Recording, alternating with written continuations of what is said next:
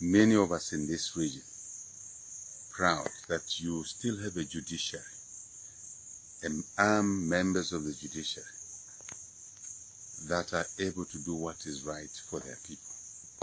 We must be proud of that.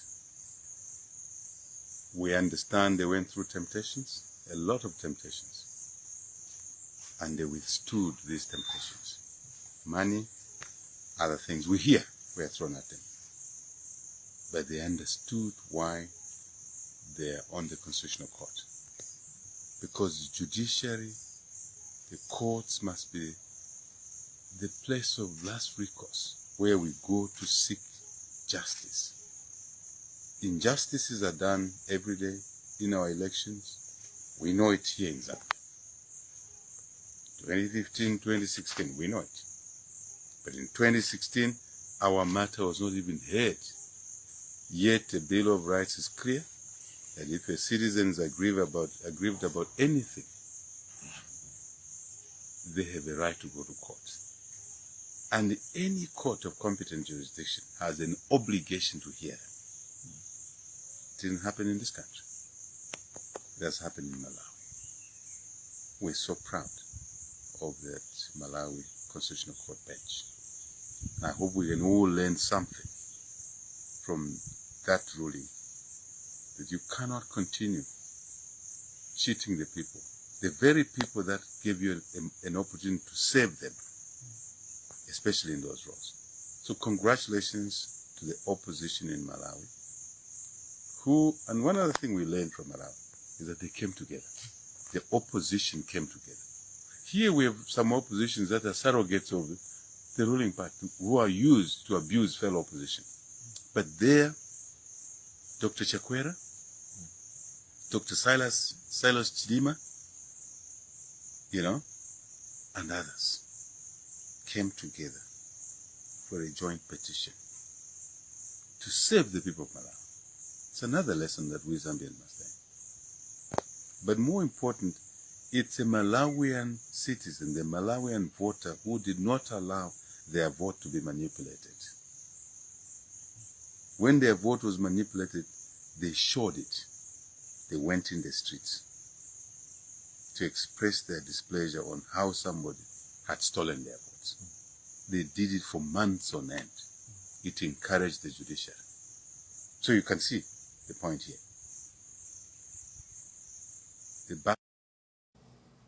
Good morning, Zambia, and welcome to today's broadcast, and thank you for joining us. A lot of you kept on calling yesterday to understand how I couldn't broadcast at 20. Sometimes the body just shut down. The last 20 days have been a marathon, broadcasting sometimes up to 8 hours a day. Yesterday, the body just refused to cooperate, and you have to listen to your body because health is wealthy, and like they say, health is wealth, and wealth is useless without health. Mercy Chola Mbilima's offered a prayer, and she wants me to read it. She says, let us pray. Heavenly Father, God of justice and light, we come before you. We come before your mercy, your throne of mercy and your throne of salvation, asking for your truth to break through every shadow of deception. Lord, expose hidden lies, silence the false witnesses, and let your righteous verdict stand clear and strong. Vindicate the innocent, O Lord. Bring what is done in secret out in open, and let integrity reign. Lord, shine your light in dark places and dismantle false narratives and hidden agendas for our country, against our country. Protect the reputations and hearts of those facing slander or unfair treatment. Grant discernment to everyone involved so that recognize honesty from manipulation. Let justice, equity, and peace take root once and the full truth comes to light. In Jesus' name we pray. Amen. And say amen. Thank you, Mercy, for that prayer. And thank you for thinking that we start with prayer. Today, as usual, is power-packed. I've got colleagues, P.S. Chanda Kazia and Augustine Mukoka, who will join me. You know, the versatility of Augustine Mukoka is well known in our country as a sports reporter. But see the marvel he's done with political analysis in the last 2 weeks. It's been just a marvel. While Permanent Secretary Chanda Kazia is you think he's your regular administrator, regular bureaucrat, see how courageous he's been with his thoughts and thought-provoking contributions to this program. I'm eternally grateful. They helped me lift the burden during this critical period that we had to broadcast. You know, even in moments of tiredness, in moments of despair, the two, with Dr. Sampa, Brian Sampa and others, kept on supporting the program. But mostly to you, our dear viewers, who kept on sharing the broadcast, who kept on encouraging others to watch, and who you yourself, you are just as tired as we are because you stayed late for all the broadcasts we were doing, whether they were in the morning, whether they were in the night. So you are equally as tired as we are. But we have a nation to rescue, and thank you for supporting us. Zambia needs urgent rescue. Zambia needs healing. Zambia needs its restored peace. But this can only be done by you, nobody else. Let me just check my studio. If the team is here, we are discussing a lot of things together. Don't go away. And we encourage you to quickly share the broadcast. Thank you very much. We have the presidential candidate who's said to have won this election, sitting trapped at the United Nations compound. Brian Munduwile and Makebi Zulu are at the United Nations compound. We expect that their matter will be discussed today because we understand a leader or leading delegation has arrived in Lusaka to pursue this matter. The state wants him surrendered to the police to answer to charges of insurrection and treason. I don't know how that will pan out because under Vienna Convention, you can never surrender someone to an entity or person seeking a death penalty or such grave allegations against them, especially in the turmoil environment where justice may not be guaranteed. We'll see how that will play,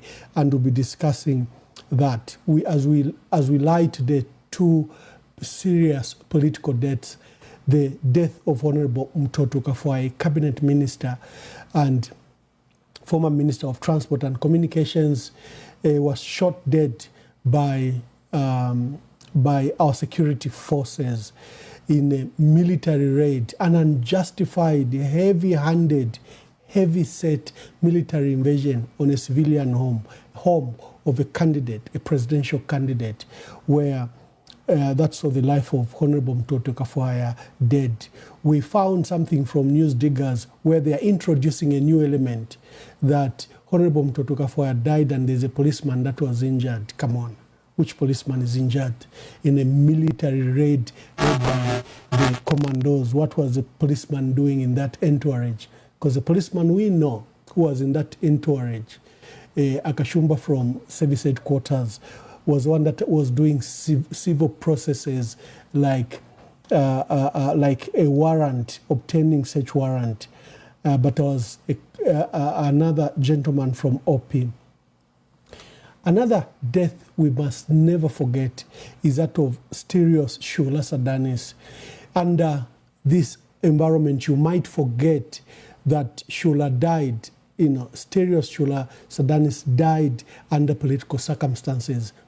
He was keeping, for the last 6 months, Charles Longwe. Charles Longwe has been the main petitioner against President Hakainde Hichilema. He has taken judges to the JCI, to the to the Judicial Complaints Commission, JCC, and he has sought to have President Hakainde Hichilema's presidency, and his candidature nullified because they had abrogated the UPND constitution. So you should never forget that Sterios Shulasaddanis died under those circumstances, where he's keeping someone the state is accusing that he's supporting this person who's fighting President Hakainde Hichilema.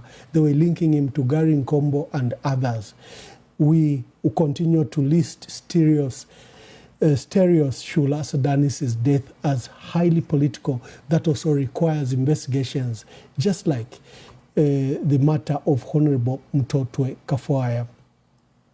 You have the other political death associated with political violence, such as Humphrey Luisha from Kaputa, Stanley Sakala, the driver for the candidate, the independent candidate in Magoye for Magoye East. Then we have Nelson Chikumbi, the young man that was just playing a Wengile song, and the UPND cadres in Jack Compound in Chawama rose and killed him, beat him to death. We have this death, and I wish to apologize to the Socialist Party and Socialist President Dr. Fred Membe and his team. We have a terrible death that occurred of Lovemort Shima. Lovemort Shima was killed at a polling station, killed by UPND at a polling station in the counting of votes process when the UPND stormed the area. The old man was 57, and that's Lovemort Shima. We should never forget people like that. The Socialist Party have lost one of their monitors, and we have not recognized or commented about that death. I'm bringing it to your attention that that death was extremely sad, especially that it occurred right in the polling station. So that's a death to note of the old man, Mr. Lovemort Shima, 57 years old father who was just participating in the electoral process as a party agent on behalf of the Socialist Party. So our condolences to you, Dr. Fred Membe and the Socialist Party, over that death. Then we have people that are arrested. We understand now the number has reached 300. To you family members that whose loved one have been taken or is missing and is highly active in politics, we urge you to write to us so that we can begin to mention those people. Then there are some people that have been detained, and you family members are alerting us and pleading with us not to mention them, because probably you think that when they're outside the limelight of politics, they should not be, maybe they'll receive fair treatment. I cannot question family and family members who choose that we don't mention those that have been arrested, connected to these elections, connected to perceived support for Honorable Brian Munduwile and Makebi Zulu and the movement that they raised. But so far, Celestine Mukandila, unfairly treated. We have his chief, who will speak here, Chief Sokontwe, is expressed anger that the Zambian government can declare his own national an illegal alien or begin to wonder his legal status. Chief Sokontwe is very annoyed about the detention of Celestine Mukandila. And it's just hypocrisy. For the people that live around the borders, just people don't know. Just because you live in the central part of our country, you may not know. But the people are, for example, in Gwembe, were displaced by the flooding of the Zambezi when we created Kariba. Some families are across Zimbabwe, some families are across Kariba and Siavonga. And over time, that has made them foreigners in their own land. You have our colleagues from the longest line of we share with the DRC. It starts all the way from Jimbe there, from up to from Solwezi right up to Nchelenge, Chiengi. That's the longest border we share with the DRC. And our people do share facilities. The DRC, the people across who are their brothers and sisters, have been artificially divided. Some seek services from Zambia, they go to school in Zambia, come to the hospital in Zambia, depending whose facilities are near. If in your border, the facilities are across, you'll have Zambians working across the Congo. And they will speak Congolese. They will speak the language French. Because the border you call border is totally artificial. These are villages separated by an invisible line created in Berlin in 1884. Someone sat and drew lines. And for us, you've seen Zambia is like a fetal in the pregnant womb of a mother, because the Belgian decided they wanted the copper mines that were in Zambia. So the entire Lubumbashi, the entire Katanga area, which normally should have been in Zambia, is now in the Congo. In fact, you have more Bembas that are in the Congo than they are in Zambia. If you look at the history, it's Zambians that migrated, the few of them that migrated from a larger kingdom, the ones you call Bembas now. But the population of Bembas, from some parts of Angola, DRC, and parts of Tanzania are more, the Bembas are more than the Bembas you have in Zambia. But we have this criminal mind where we've criminalized our own heritage. Celestine Mukandila provides that very clear example. Just because his mother worked across the Congo, the Chief Sokonto is very annoyed. Does that make them Congolese? These are our children, and he traces their heritage, fathers, grandfathers, great-grandfathers, right in his village. You have, of course, President Hakainde Hichilema's people have targeted our secretariat so that they cripple our petition. So Celestine Mukandila, Kennedy Kamba, Ambassador Martha Lungu, Hannah Israel Watontola, these are part of our secretariat that have been targeted, arrested. Fraser Msonda also, arrested just because they were part of our secretariat. Let me coordinate our other colleagues to see if they can join me as we discuss these matters. Thank you. The team is in. Augustine Mkoka, sports reporter, international reporter, and Chanda Kazia, the permanent secretary, are in. We have Vauden Finde, who's been charged with terrorism, financing terrorism, just because he bought a ticket for those 3 young men, a matter that points to this young man who's now star of the public media. He's on ZNBC, he's in Times, he's in Daily, and is being celebrated. He has failed to stand by Brian Munduvile and Makebi Zulu. He has failed to stand for Tonse Pamozi Alliance. This is the young man Zumani Zimba and his treacherous activities. We have the first 11 that have been charged with treason. Bishop Trevor Mwamba, celebrated Anglican clergy, a cleric of distinguished record, is in retirement and is currently UNIP president, just because he had accompanied Brian Munduvile to the African Union Commission. The observer mission were hearing from stakeholders. Brian Munduvile and Makebi couldn't see them on time because they were out in the field, and they could only manage a day after voting. George Kangwa Chisanga, who was running the presidency and spokesperson for the president, Patrick Mwansa, the young man and spouse to Honorable Tarsila Lungu, and Patrick was doing our logistics for campaigns, coordinating. It's a huge process with Ambassador Martha Lungu and others. They picked him up, and for him, they even subjected him to torture. Totally unfair. I don't know why they targeted him, but he's among those that was tortured together with them. Then you have the ex-service chiefs, ex-service men, the so-called commandos that they are saying were they were found at the compound. We've demonstrated to you that Jackson Mutioka, Brasil Soko, and Bernard Chewe are retired. And one of them is a celebrated ex-serviceman. He was awarded, recognized, especially for the work that they did, celebrated. And we understand Shapoya, who's head of the commando unities, was very jealous of him and kept on mistreating him and accusing him of all sorts of things.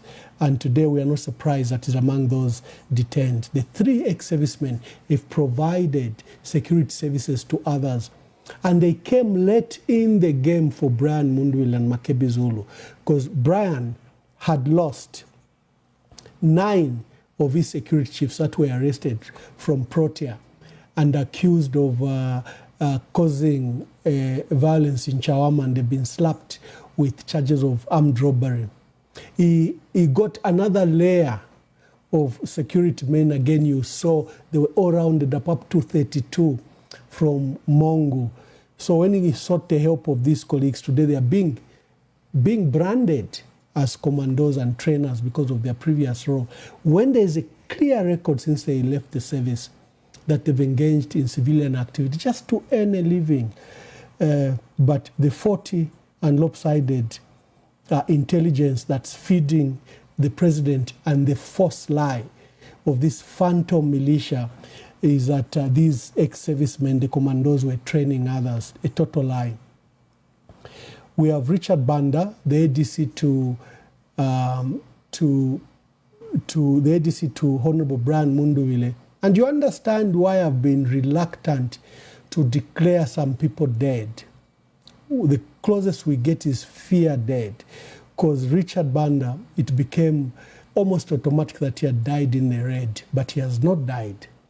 He didn't die. He obviously was injured, obviously was beaten, but he played the key role in getting Honorable Brian Mundwile, Mrs. Mundwile and the girls, and then the entourage of Bishop Trevor Mwamba, George Chisanga, Mutotwe Kafwaya, and others to be taken quickly upstairs. I saw the UPND mocking that what was Brian Mundwile and Mutotwe Kafwaya doing in the bedroom. They were a group. Richard Banda came when the BDRIM brought down the gate and the commandos came in shooting, guns blazing. Richard shepherded everyone upstairs. And you saw in the narrative, Brian state that there's a walk-in wardrobe where he, his wife, and the 3 kids, the twins and their cousin, ran to Wao Mutotwe Kafwaya, George Chisanga,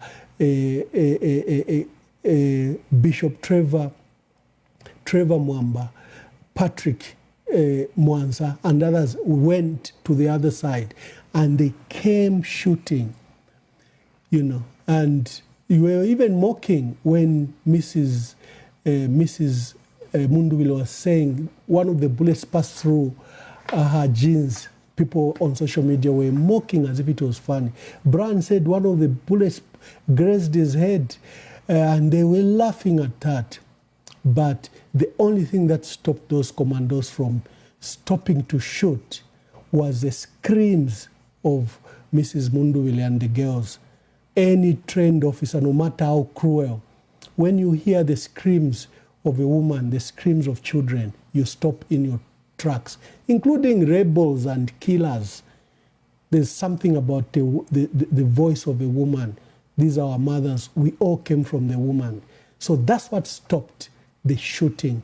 But sadly, Mutotwe Kafwaya was gunned down fatally. And Darius Mwila. So these 11 have charges of treason. We have Lucas Simumba, our active young fella from Nakonde, is among those that have been arrested. We are fearing for Francis Kapianga because he was targeted, and Lucas Mumba, but Lucas Mumba is in Chinsali, he's been detained there. Then our musician, Moses Ingandwe, Chester, more power. Winston Ngosa, IDC, light comedy, Felix Mangani Piri, and these young artists have been rotting both in Mongu and Kalabo prisons. They were eventually charged with some minor offenses, but they have not been released. Our bloggers, Abraham Rooney Kapia and Matthews Mwinuna, popularly known as Uncle Zubi, is also among those that have been detained. Then our security chief, Rick Chambawilo, Thomas Mvula, Peter Mwaba, Rickson Piri, they are among those that were detained initially with 5 others. I'll get the other names for the 5. Then we have people that are being detained and being released. Dr. Sebastian Copeland and Dr. Emmanuel Nkoma. Then we have the 3 young people that went to Russia, Victor Mziamba, Dixon Tembo, Enoch Mwanza. And then we have the case of Danny Yenga's security called Baba, famous in Kawata, is called Baba, Brian Mwila. He was also detained and picked up. Then we have Enoch Roosevelt Tonga.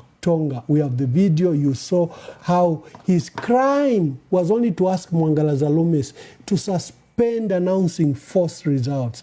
That was his crime. And you have seen the gruesome video where he was picked, harassed, and thrown and picked to the police. He remains detained. Enoch, as one of our party agents that we had sent to Mulungushi, could not understand most of the results that were being announced by Mwangala Zalomis because there was no opportunity to verify. In the past, before ECZ, in fact, I remember the 2021 elections and 2016, we even allowed the opposition, UPND, sent IT expert to be in the server as part of the monitoring. That's how Edgar Lungu was transparent. He allowed your IT expert, if you think that there was manipulation, they sat with ECZ and other experts in the server room and in the results center for you to take note as the results are coming and that they were unencumbered. For Hichilema, he did none of that. ECZ became a territory and an extension of the UPND.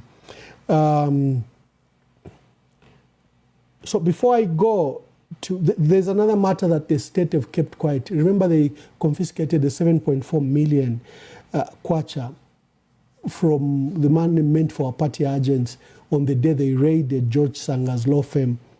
When they raided Brian Munduwile's home, they got money. And they have not said how much they found. They have a habit of stealing money like that. The law enforcement agencies treat such kind of money like Christmas gifts. We have to hold them accountable. We'll be briefing you about the election petition. The day is today, the end of the day. But let me bring in my team as we Tim, please greet our people and let's see how you are doing. Bachanda. Good morning, good morning, good morning. Good morning, PS. Good morning, Ambassador.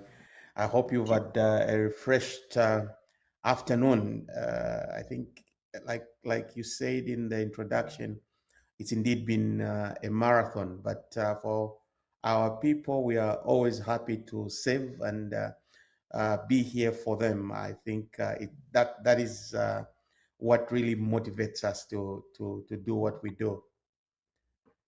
I saw Vachanda broadcasting from hotel rooms because he has to take his son, who's a budding soccer player and playing competitively in a very reputable team in Canada. And he still found time in those hotel rooms to broadcast with us. Thank you, Vachanda. Are you back at base or you are still at some hotel somewhere? I'm back at base, and it's been a marathon, yes, you know. One of the things I've learned over here is that you really have to stand up for the children. You have to be there for them, and you have everything that there is for them to succeed. But you really have to have time and and effort every time. You have to be with them. It's like a requirement. It has to be there. So as a parent, you really have to plan your day. You have to plan your movements. You have to plan, But thank God that he's doing really good. He's grown in stature, and his assessment is really on point. Yeah, there seems to be a good future for him, I think. And, who knows? We'll try to whatever extent we can. So I'm back at base, and I'm glad that we're having this conversation. Yeah, so I was I was out, but I'm back, and thank you very much for this opportunity that I've been following, and we're going to have really a good discussion.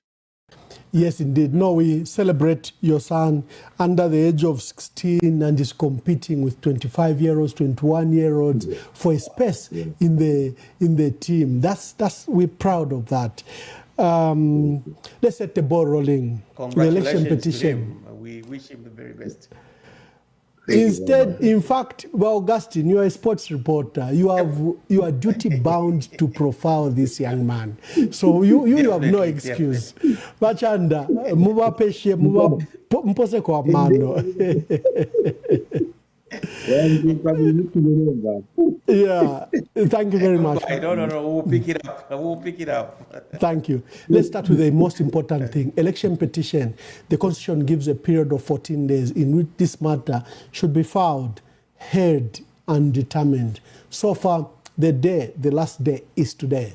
It comes to an end today. If the candidature of Brian Mundubile and Makebi Zulu do not file this petition, if Laz and others that wanted to file a citizen petition do not, the period will lapse and literally will have declared President Hakainde Hichilema duly elected, and the preparations they are making for 1st September for inauguration will go ahead unimpeded. The anxiety from Zambians is that if they filed, my concern with Zambians, with all of us, is that we think someone will do it for us. We think that the international community will do it for us. We think that the lawyers will do it for us. We have this attitude that someone will do it for us. I'm inundated by calls. Vamwamba mliko America. Kushita mshweko wa Senate. Tapata vengaranda na wa Donald Trump. Mwabantu wa kwalesa. By now you have seen my attitude. This is a Zambian affair. Will be resolved by Zambian affair. Why do we think someone will do it for us? Look at Malawi. As soon as they realized that the election was stolen, they went on the streets. Day in, they were tear gassed, they were, beaten. The following day they came. They demanded justice. And they put so much pressure. The soldiers that were unleashed on Malawians to beat them and disperse them began to receive flowers from the people. And that was the end game. And the petition was heard, and that presidential election was nullified. I'm not being crude on you. If you think the lawyers will do it for you, we are being lazy. If you think that Donald Trump should speak for you, we are being lazy. Our lawyers have tried. Can you imagine what they've done? The former Constitutional Court judge is in the chooks just for merely advising on this petition. We have a lot of people that have been arrested. Lawyers, the first time that lawyers have been arrested for doing their job. We are still hoping that the lawyers should go to court alone to go and file. And imwena mwikala muletu mafie bamwamba bushe never filing. I'm not inciting. I'm just calling for your duty as a citizen. You voted, and most of you protected that vote. You sat at those polling stations. Why are you not protecting the results? Why are you not protecting the results? See what President Hakainde Hichilema said about Malawi, and then I bring in the team to discuss this particular matter.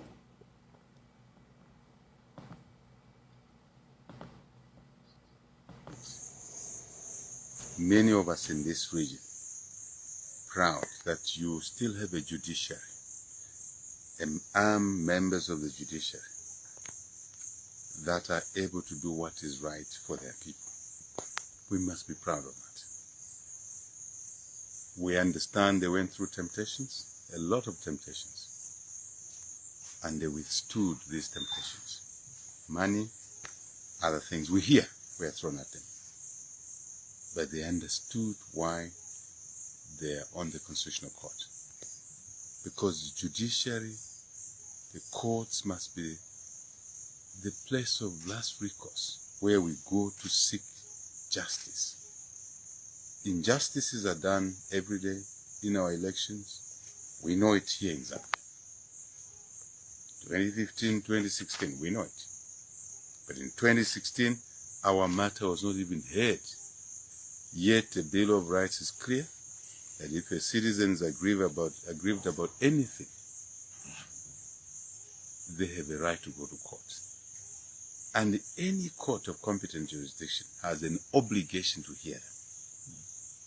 Yet the Bill of Rights is clear that if a citizen is aggrieved about anything, they have a right to go to court. And any court of competent jurisdiction has an obligation to hear them. It didn't happen in this country. It has happened in Malawi. We're so proud of that Malawi Constitutional Court bench. And I hope we can all learn something from that ruling, that you cannot continue cheating the people, the very people that gave you an opportunity to save them, especially in those roles. So congratulations to the opposition in Malawi, and one other thing we learned from Malawi is that they came together. The opposition came together.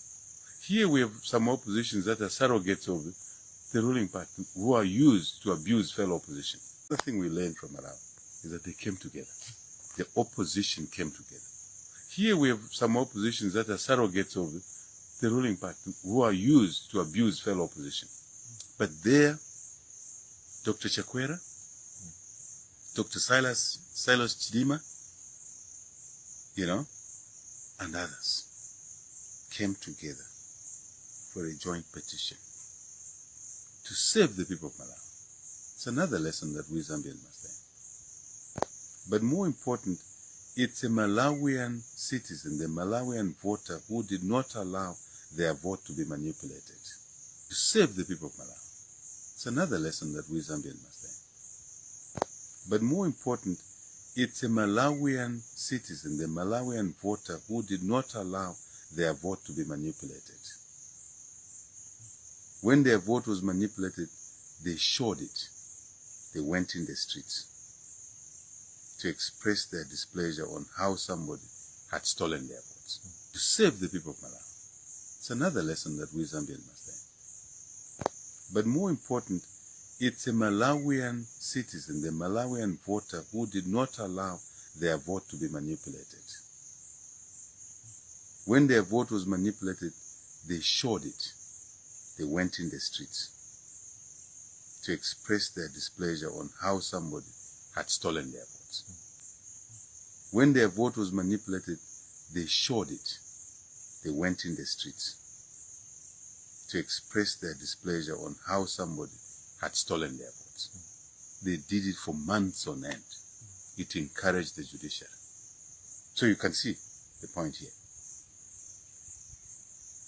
The battle, the fight must be fought from different angles. And the citizens have... Tim, I've spoken. Let's start with Augustine Mukokam. Today is the end of the deadline when Brian Mundubile or any other party must file. We have seen that President Hakainde Hichilema's government have actively frustrated this process. Let's begin with you, what your thoughts are. I think one of the interesting episodes of this period is the significant interest from people, to have President Brian Mundubile petition this election. That tells you one thing.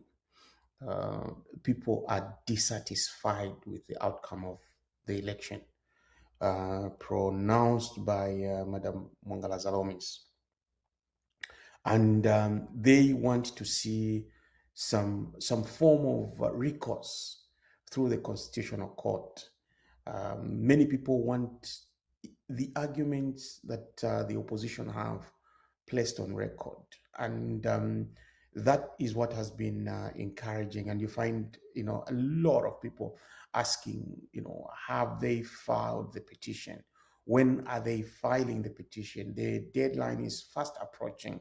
I see news diggers leading with, a screaming headline: "The window is closing." There've been so many machinations to try and frustrate the process. I think, apart from arresting the former constitutional judge, we saw videos where the soldiers were deployed around the Supreme Court premises, just so the team that is filing this petition can be intimidated. Although the UPND, M23 are trying to downplay the presence of the soldiers around the Supreme Court premises by stating that it is only there for security measures, because they're trying to avoid cadres to come near the Supreme Court. But look, the presence of soldiers on our street is unnecessary.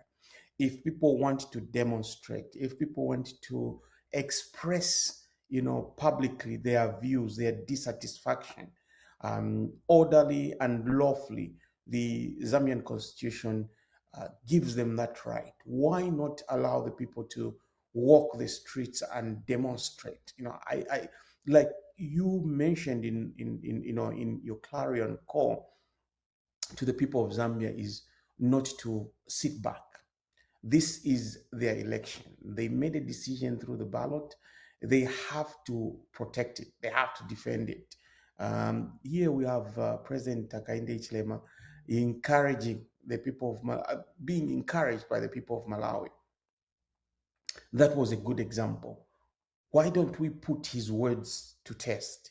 Is he going to allow us to do like the people of Malawi did?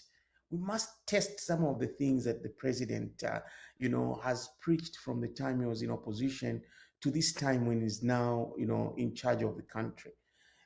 Our leaders should not only be saying what comes to their mind.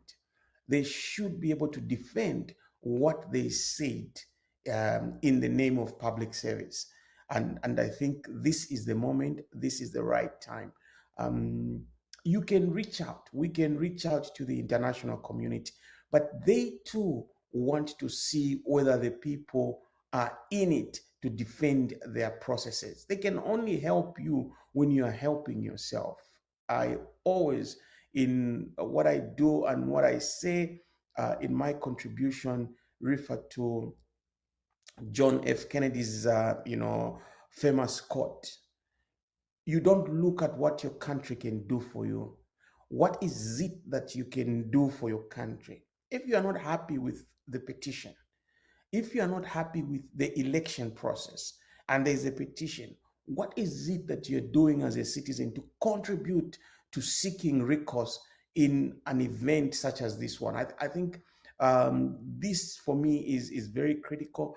My appeal to the Zambian people is to take an interest. Do not just sit. Yes, they will come to you with force.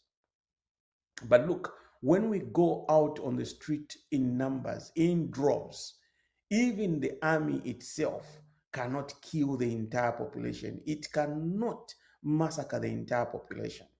As much as, they raided Honorable Brian Munduwile's home the other day, on the 14th, the army commander is not insulated.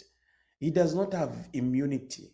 And we are studying his actions because he has to be taken on. What he did was outside his mandate. Yeah, they had false intelligence information that they've tried to justify. They had totally false intelligence information that there was a militia when there is nothing of that sort around Honorable Brian Munduwile. There's so much information that is there, to prove that what they had was wrong information, misleading, and therefore carried an assault on their citizens is overwhelming. And that is why, our action will not just end at writing, what we can write. It will not just end about talking about it. We have to bring some of these characters who were involved in misleading whoever they misled, or themselves who benefited from this false information that there's a militia and therefore they can unleash a battalion on a private residence without due process. I think it's very critical that they are brought to book, and there are avenues, both local and internationally, to do so. This is why Ziele must not be left to rest in his seat. He's a criminal. He has killed and is a killer where he is. He was not employed. He was not hired to kill Zambians who are unarmed. He was hired to save this country from a foreign invasion.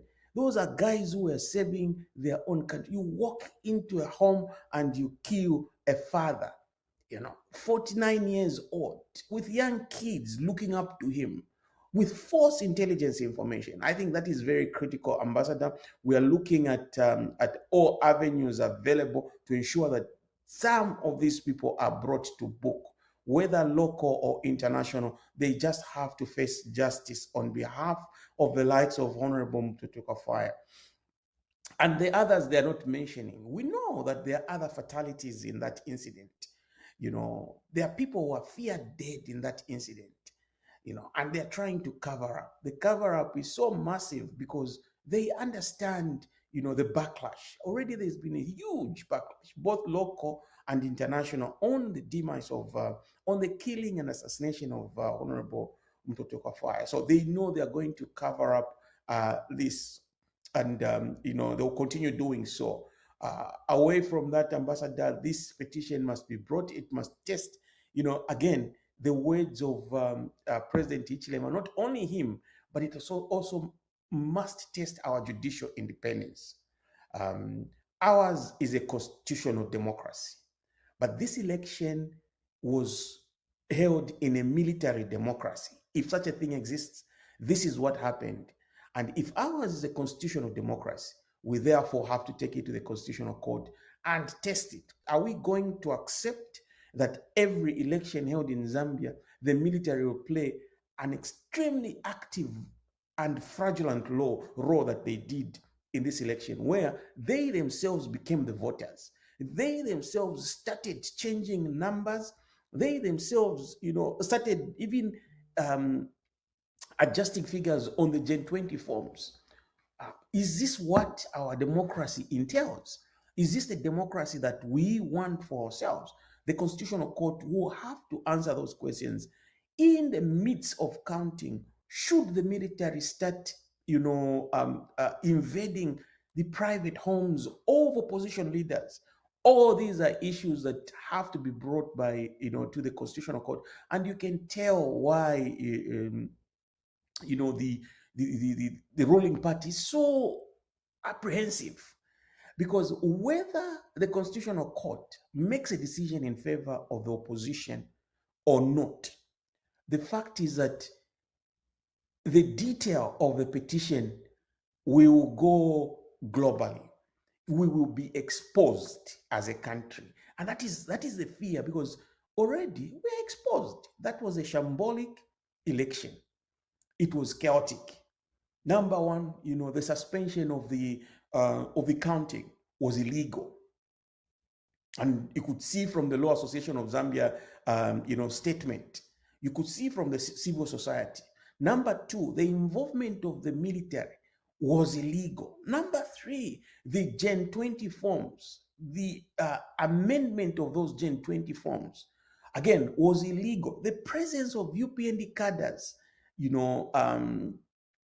throwing tear gas at polling agents was illegal. There are so many things, there's so many illegalities around this election that a competent court cannot ignore to carefully consider and make a decision. And we know this is causing a lot of apprehension around the ruling party and the UPND. So this is why obviously they've gone on to NRPUP President Ezra, who they want now to use and then, make a preliminary application so the petition can be dismissed. There are all these machinations, and Ambassador, the most key thing here is for us to have the petition submitted and then let the court hear the petition, because that is the right of every Zambian, including Honorable Brian Munduvile and Honorable Makebi Zolo. I think that's my submission on the petition. I also wanted to submit, the sad mischaracterization of the people who live in Luapula, of the people of the Copper Belt, of the people of Northwestern Province. Zambia shares the longest border with the Democratic Republic of Congo. And those of us who are Lambas have relatives both in the Congo and in Zambia.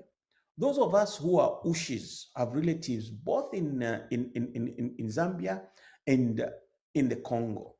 But when we come to Zambia, there is a xenophobic attitude by the people who come. I don't want to sound tribal. I don't want to sound, segregative, but the people who come from what we now call the Zambezi region, they think that everyone who comes from the Copper Belt, everyone who's Lamba, everyone who's Ushi, everyone who's Lala, those are Congolese. But they forget that, we share the longest border. We even had an issue, I think some time back, Ambassador, you probably are well versed with this issue in the northern province, in Luapula, where, the Congo had moved into our land and then we were pushing them back and stuff like that.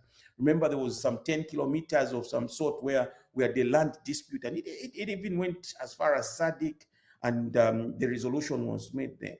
So even when you go in Milenge, Sokonto area, you will find that there are a lot of Zambians on this side, there are Zambians on this side. And now, because of politics, you must, victimize Celestine Mkandila. I think that is a frivolous, allegation and charge, which should not even have started in the first place. Ambassador, if Mkandila is a Congolese, why did we give him a national registration card? Why did we give him a passport, for instance? How did he go ahead and come up, to as far as Ziale and then finish school in Zambia? You cannot characterize people because of politics. And you come and do it during an election. Why did you have to wait today? He and Munia Zolo were involved in petitioning Bill 7. They successfully petitioned Bill 7 in the High Court. Okay, you didn't follow them then.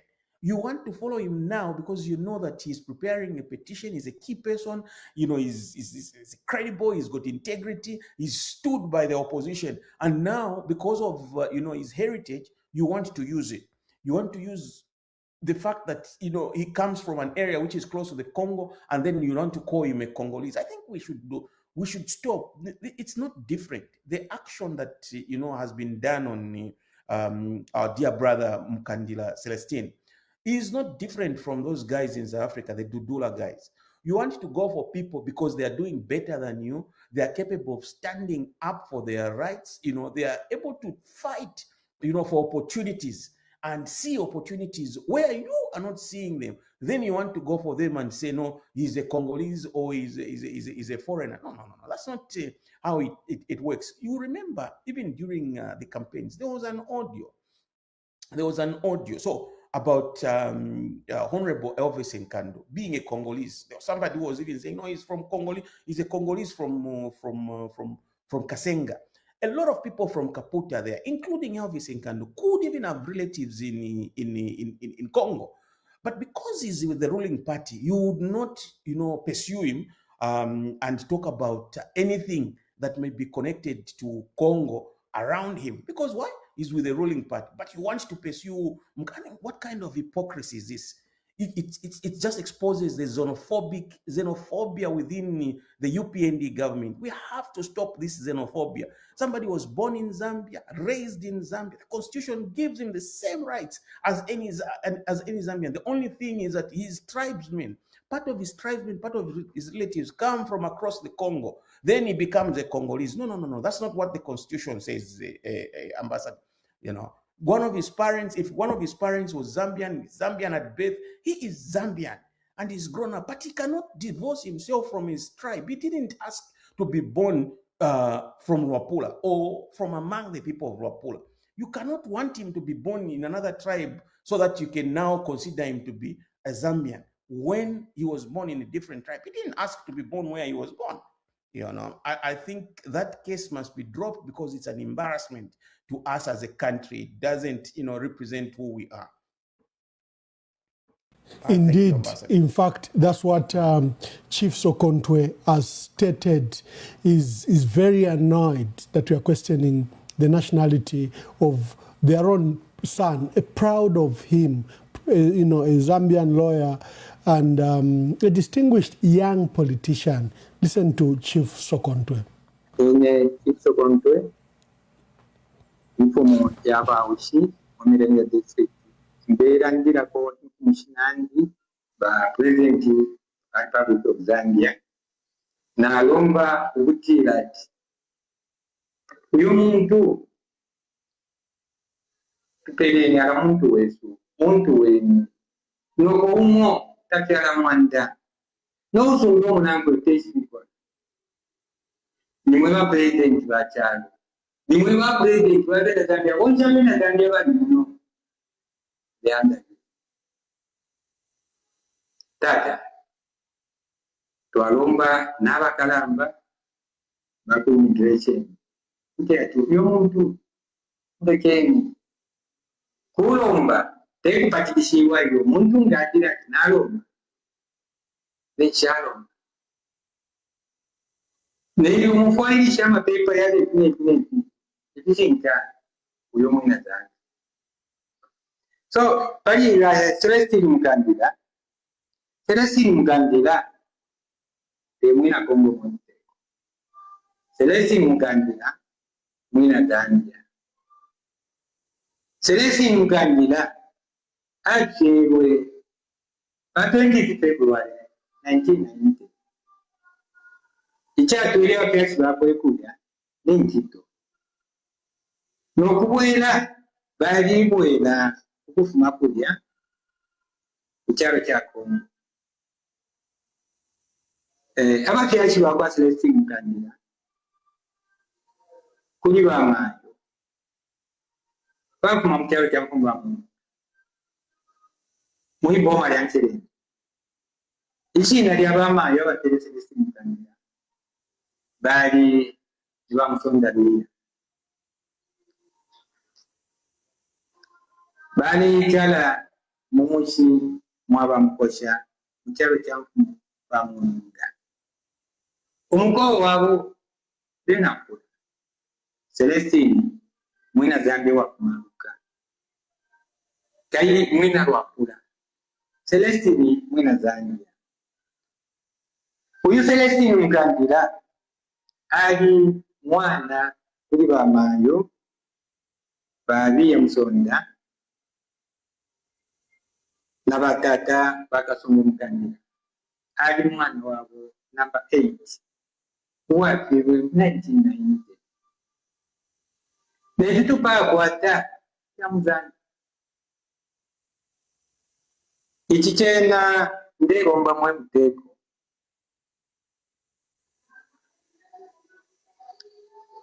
Mulekonka kukwipusha ikyalwa ya muntu. Twalomba mwe muteko kaituletotera nakukipani kiretuteke chanipini. Kafyo bakateka batukire nekipani. Lekeni tupulirire ikiwote kya kyalo. Ikyalo kino twayitalamu ni wa Zambia wanese. Nashukuru afya mali ashitule mfwa pali wa Mr. Mugandira. Kuti mwabeshi ba? Mugandira muipwa wangi. Wakiego mlimpisi yangu. Nkashi yenu ni bana nyamashina bo? Ni warusi ya Musama. Mulungu. Nga ichikorwe chaba Mugandira ni banani? Aho ichikorwe chaba Mugandira ni abawunye. Mkwai. Kurubalirwa abanyina. Mkwai. Ichikorwe chindi kurubalirwa abawisi.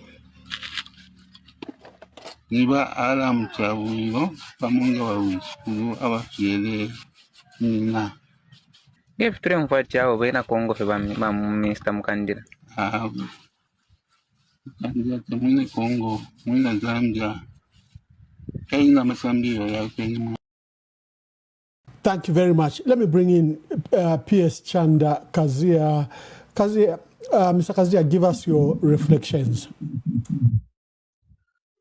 Wow, it's really sad indeed, very, very sad. When you see the trajectory that the country is taking. I'll speak on two things. Number one is the video that you showed. First of all, I want to really, for the first time probably, agree with everything that President HH said in that video that you played. Everything that he said, he was right on point. I don't know why we've struggled not to just implement what he said. He is clearly stating the way things must be done.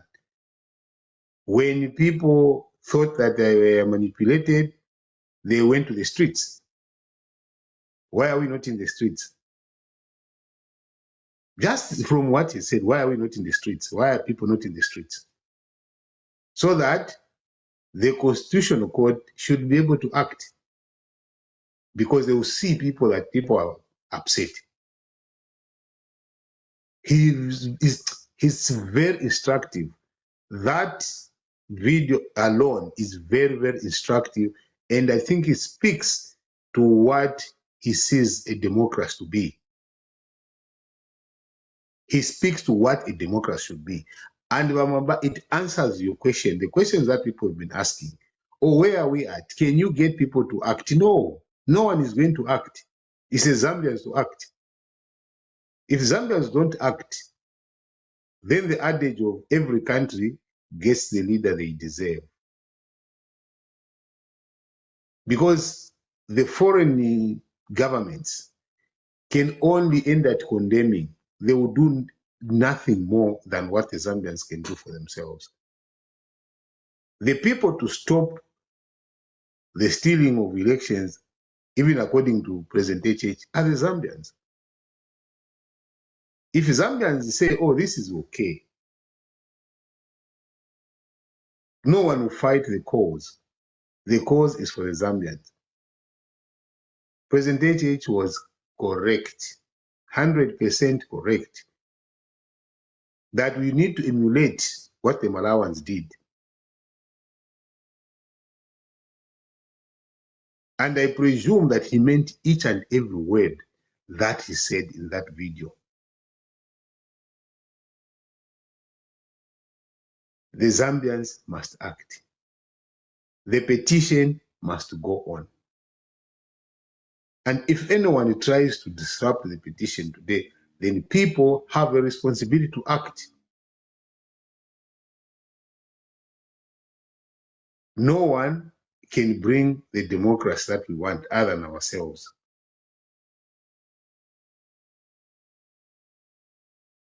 We have seen the heavy-handedness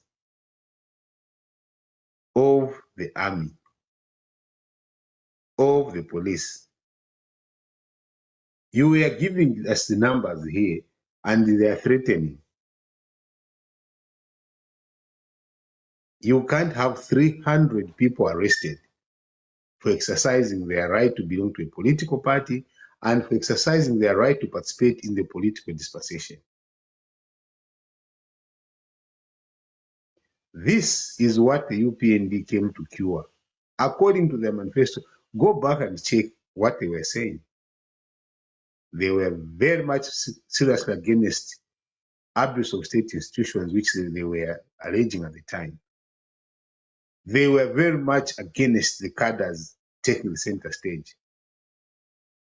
They were very much against having cadres in the public service and state institutions.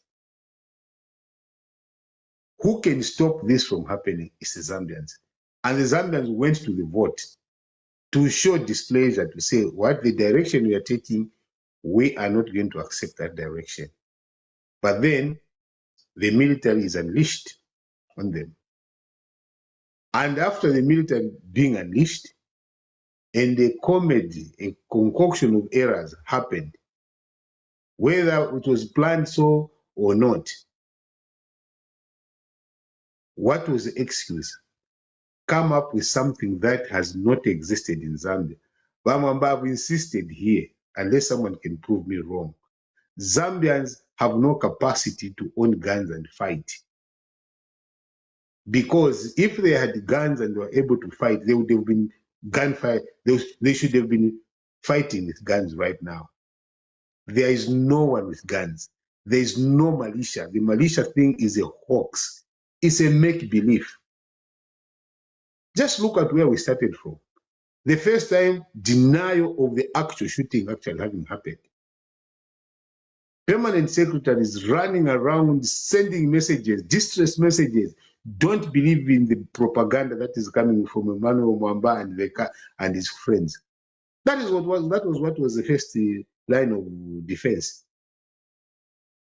The first call you made that if we are lying here, we spoke about it. Bring Mutotwe Kafwaya, bring him here. Now, because you can't hide death, it's the same the way you can't hide the pregnancy. It will ultimately come. Mutotwe Kafwaya was killed. What came up now, the next was the Secretary to Cabinet comes. He did not say it was a military operation. He said the police, if you check the statement he was giving us, the police. There are people that ran away. We don't know their names that ran away from that attack. All of a sudden now, we have moved from the total denial. Now there is a gunfire. In that gunfire, they never mentioned the killing of Honorable Mutotwe Kafwaya. They move now from the Secretary to Cabinet. Now security wings come together and say, oh, wait a minute. There is now someone who was shot, who they unidentified. Do they understand how insulting, how that looks, how that insulting, and how that looks dumb? How dumb that is to say you can call a person who's a cabinet minister, a member of parliament for some time. That's unidentified. So from social media, therefore now we bring the family to come and identify that it is Mutotwe Kafwaya. Then you go ahead and say, oh, the snipers were trained in elusive this. You explain how a commando is trained. That's an explanation. You're explaining to who? Three. There were three there that have been mentioned. And then the next thing, Mutotwe Kafwaya is dead. Then now you come and say, oh, let's now think about it. There is now a evidence, military grade weapons. You go and describe everything that you have procured for your military. And then you say that is what we have. Where was this evidence? Now they can't place evidence. They cannot place this evidence at the residence of President Honorable Mundubile, President Mundubile. They can't place that evidence there because it becomes difficult to do it. It remains a fairy tale. Oh, we had military grade weapons. Meanwhile, there's a militia who is training. They bring in now Findlay to create an illusion of having to be financed. Findlay does not say, I didn't buy the air ticket. So buying the air tickets for people to go and train in security system is now financing terrorism. When did NRPUP create even one instance of violence, even beating one? When did President Mundubile even one time speak about hating anybody? When did we hear Vice President Makebi Zulu talking about harming any Zambian? They called for peace through and through. Even when they were being beaten, even when they were being harassed, the Karufianyas were there.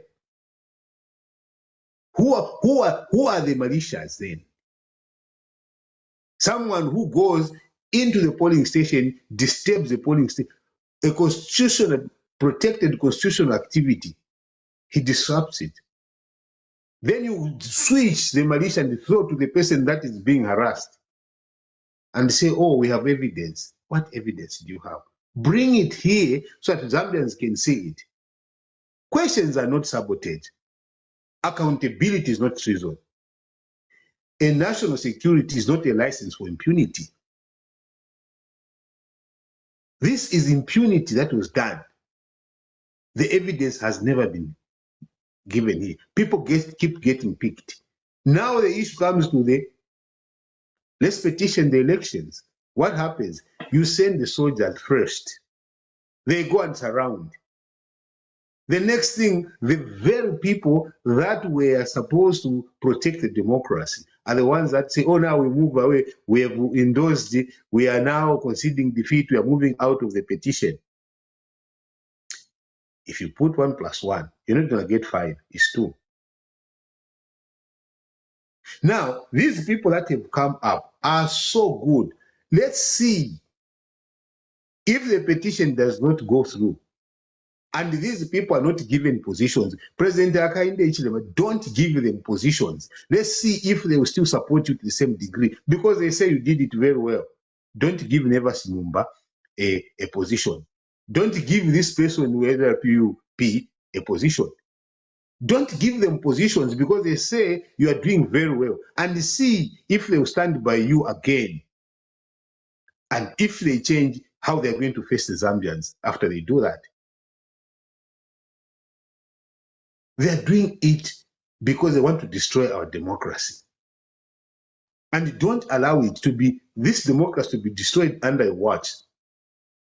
Let the petition go through. Let the court sit down and make a decision on it. You will set a very good precedence as well. That despite what has happened, you allow the process of petition to go through. The issue of bringing Celestine Mkandila and giving him this alien tag.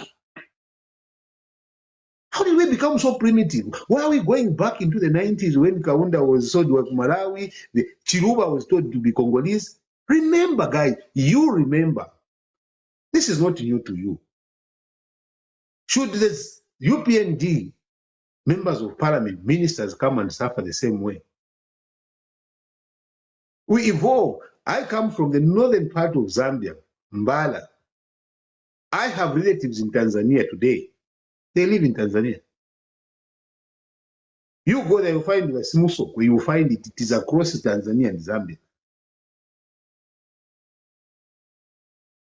To come and start labeling a person who has been with you all his life.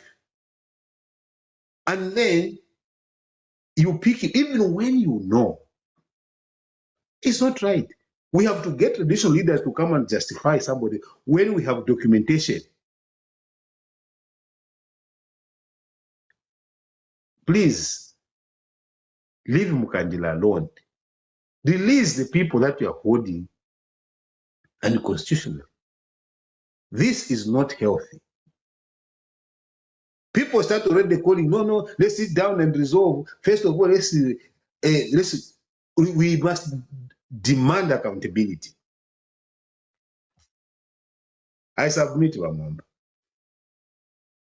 Indeed, we have breaking news, and I think we have to put this man, the Chief Justice, on the line. Chief Justice Mumba Malila and Chief Administrator of the Judiciary, Nalishebo Imata, seem to be actively ensuring and collaborating with the state that the petition is not filed in. My dear brother, Muhabi Lungu, has just, maybe we may have to call him, has just written this. High Court premises are closed, so it appears. The High Court premises are closed, gates closed, and a yellow police-like tape, the one we see in the movies that screams crime scene, do not pass beyond this point. I am shocked beyond belief. I've witnessed this myself.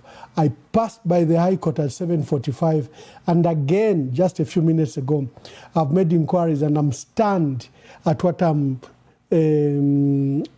at what I'm hearing, Mohabi Lungu, I'll give him a call so that he gives us a view. It looks like the Chief Justice, Mumba Malila, and Nalishebo Imata, the Chief Administrator of the Judiciary, are actively involved in ensuring that the courts are closed, the registry are closed today, and that the petition by Brian Mundubile is not filed. This is a developing story. We will be tracking it. But the premises have since been surrounded. Let me see if I can get Mohabi Lungu on the phone and he can confirm what he has posted on his in the groups here. But it is very clear that something is happening. We understand from the insiders that Chief Justice Mumba Malila and Nalishebo Imata, who's the Chief Administrator of the Judiciary, are clearly determined that this petition should not be filed today. Did you pass through the premises of the High Court, Supreme Court grounds? What did you see? We are tracking the story. Two things seems to be happening at Ministry of Justice, who was supposed to receive the petition after it has been filed. Also, there seems to be some notice that like no one should be in the office and IDs should be promoted. So we are tracking Chief Justice Mumba Malila's decision to participate in this process, and we have to call him out. And we want to understand what is happening. Now, Mohabi Lungu wrote something that the High Court premises is closed and sealed. We want to reach him on the phone. That's a personal and witness statement. We hope that he can quickly get in touch with us. We are receiving information from Ministry of Justice as well. And it appears the Chief Justice, Mumba Malila, and Chief Administrator of the Judiciary, Nalishebo Imata, are actively implementing administrative issues to ensure that the petition is not received, the registry is closed, that they collaborate with the executive that this petition is not filed. This is the information that we are receiving across. Let's go to what the newspaper said today. That's what I invite my team to make comment. Besides, this is what the paper said, the breakfast show. The MAST is dealing with Senior Chief Muchinda, who says that we should unite, heal, and work. Senior Chief Muchinda has urged for unity in diversity. Let me track the other stories from the MAST.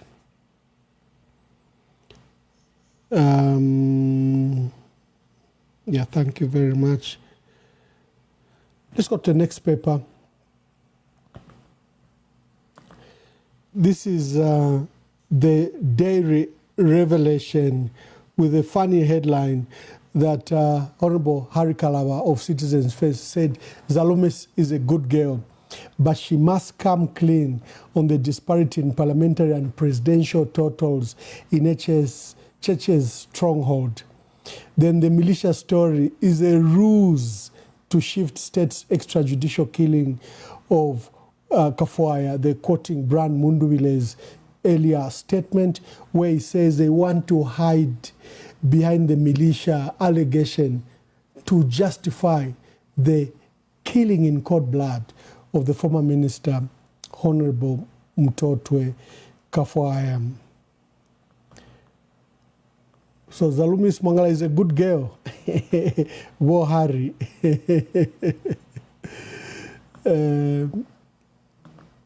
We have the Daily Nation. It says EU Commonwealth promoting terrorism, says UPND.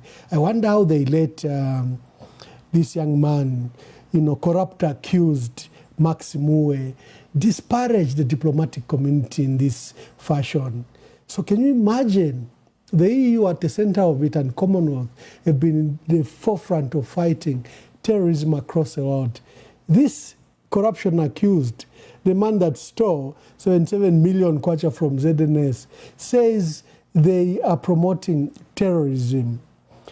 Clayson Amasaka says HH wants a peaceful, united Zambia.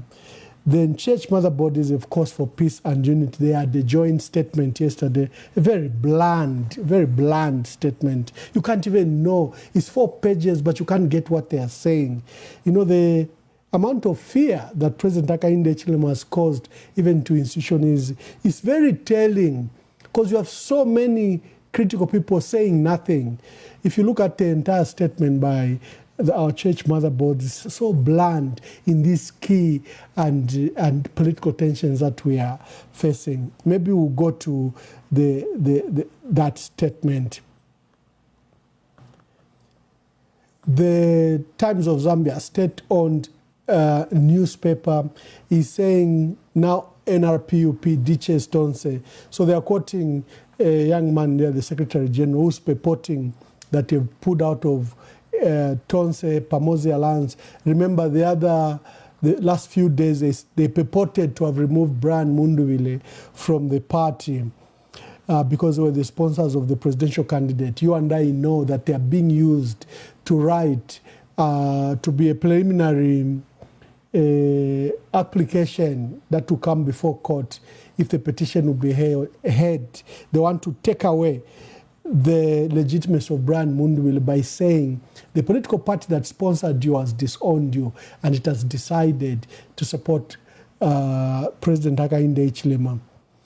So that's the role of NRPUP. They are the 2 leaders, Ezra Tembo and Nonde, have clearly been bought, and they are making those purported decisions. In due course, those decisions will be challenged. We have 60 MPs, several council chairpersons and mayors, and several ward councillors who will not allow robbers to steal such a big asset. EMV, our newspaper here, we've written to the African Union to save our country, save our democracy. I've written to His Excellency, the President, who's the current chairperson of the African Union, His Excellency Evaristo Ndayishimiye of Burundi is the current chairperson. I've written in his capacity as AU chairperson an urgent letter for the African Union to immediately intervene in this post-electoral crisis. I've also alerted them that President Hakainde Hichilema is actively trying to prevent the petitioner Brian Mundubile to file his petition and challenge the president. And I think now I'll write an addendum to this, that the Chief Justice and we have to write to an addendum quickly with the developing issue that the Chief Justice, Mumba Malila, and his Chief Administrator of the Judiciary, Nalishebo Imata, are actively coordinating with the executive to prevent a due judicial process, that Brian Mundubile's petition is actively being denied from being heard, and they want a date to lapse. I think I have to write that addendum to our letter that was formally received by the African Union. I'll make an inclusion that the Chief Justice of the Republic of Zambia, Mumba Malila, and his Chief Administrator of the Judiciary are actively trying to prevent the opposition and Brian Mundubile from filing the petition. We need to take note of them. In the past, I used to think the letters I write are useless, but when I see the action institutions take, we have a stake in these processes. No one will do it. That's why I like Augustine when you were saying that Ziele must be taken to the ICC. We need to test these processes because people think that they can get away with these matters. So we are leading with that the African Union should quickly intervene in the post-electoral crisis that has emerged. And as I'm informing you, I will put an addendum, a note, because of the developing nature of the matter, that the Chief Justice of the Republic of Zambia and his administrator, Nalishebo Imata, are actively coordinating with the executive to ensure that this does not take place. They are collaborating with Attorney General and Solicitor General, we are aware of what they're doing, and we are aware. A lot of you have sent me the so-called notices that have been issued. I am reluctant to comment on those or put them on display on this program. I want to verify. But what I can verify on this program is that the Chief Justice, Mumba Malila, and Alisheboy Mata, the administrator of the judiciary, are collaborating with the executive to prevent this petition from taking place. Is there any newspaper we have left? I think News Diggers, where is it? Where is the News Diggers? Yes, News Diggers is saying the window is closing. And of course, they are discussing the same window we are talking about. The day ends today, and if there's no petition before court, President Hakainde Hichilema will be deemed to have been duly elected, and the other processes will kick in.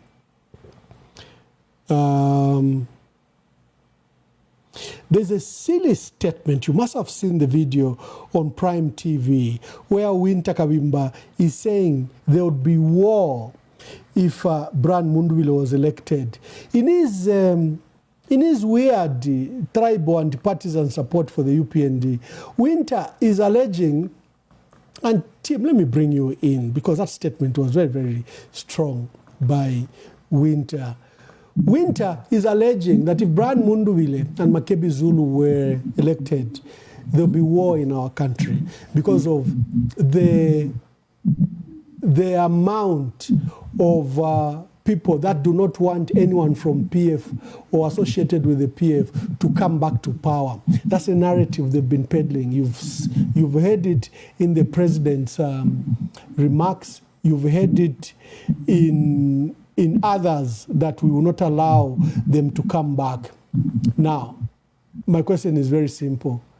If those assertions are true, Mr. President, why did the people of Southern Province not turn up to vote? Only 30% turned up to vote. Why did they shun if you have successfully done your 5 years? If you are such a marvel of a leader for our country, why is Southern Province recording the lowest voter turnout? Ignore the manipulated one, that Mwangala Zalomis and that team.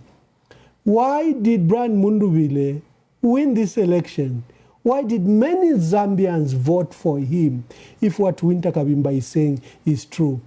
Who are those who would have risen and caused war? Here you are, you have stolen an election and our people remain peaceful. Who are those Zambians if Mundubile won, would have risen and caused war? Who are those Zambians? Who? Maybe Ziele. Yeah, maybe that's what you mean. But our people, even in the face of this grand theft of their votes, they remain peaceful. You've seen our frustration here, that look what Malawans did. Our people remain peaceful. And so, who are those that Winter is talking about? He's so careless. And you know, he hides under cover like he's an intellectual, well-read, but he spews just dirt, you know, because of his narrow and parochial interest that he promotes. Family, your comments on the newspapers and the highlight I brought to Winter. Naamkule Mbakalate Yaba Chief Justice. I want that received quickly. Go ahead.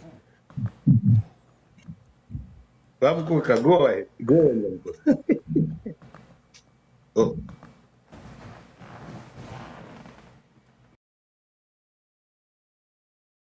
You are muted. You are muted, Augustine.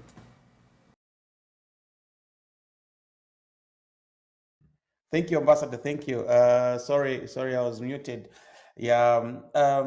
Please proceed. That letter is needed as soon as possible. I mean, why would the judiciary be running away from receiving, a petition or submissions in court? Where has this decision come from suddenly? You find that people don't want to work today. Why would they be paid at the end of the month? I mean, how many holidays do they want? They want to be stealing taxpayers' money by creating unnecessary holidays. Today is a working day at the judiciary. People must work. I mean, people must receive applications. the system must continuously, be on the move. You just can't allow people to go on holiday unnecessarily like that. I hope the Chief Justice, rescinds this decision.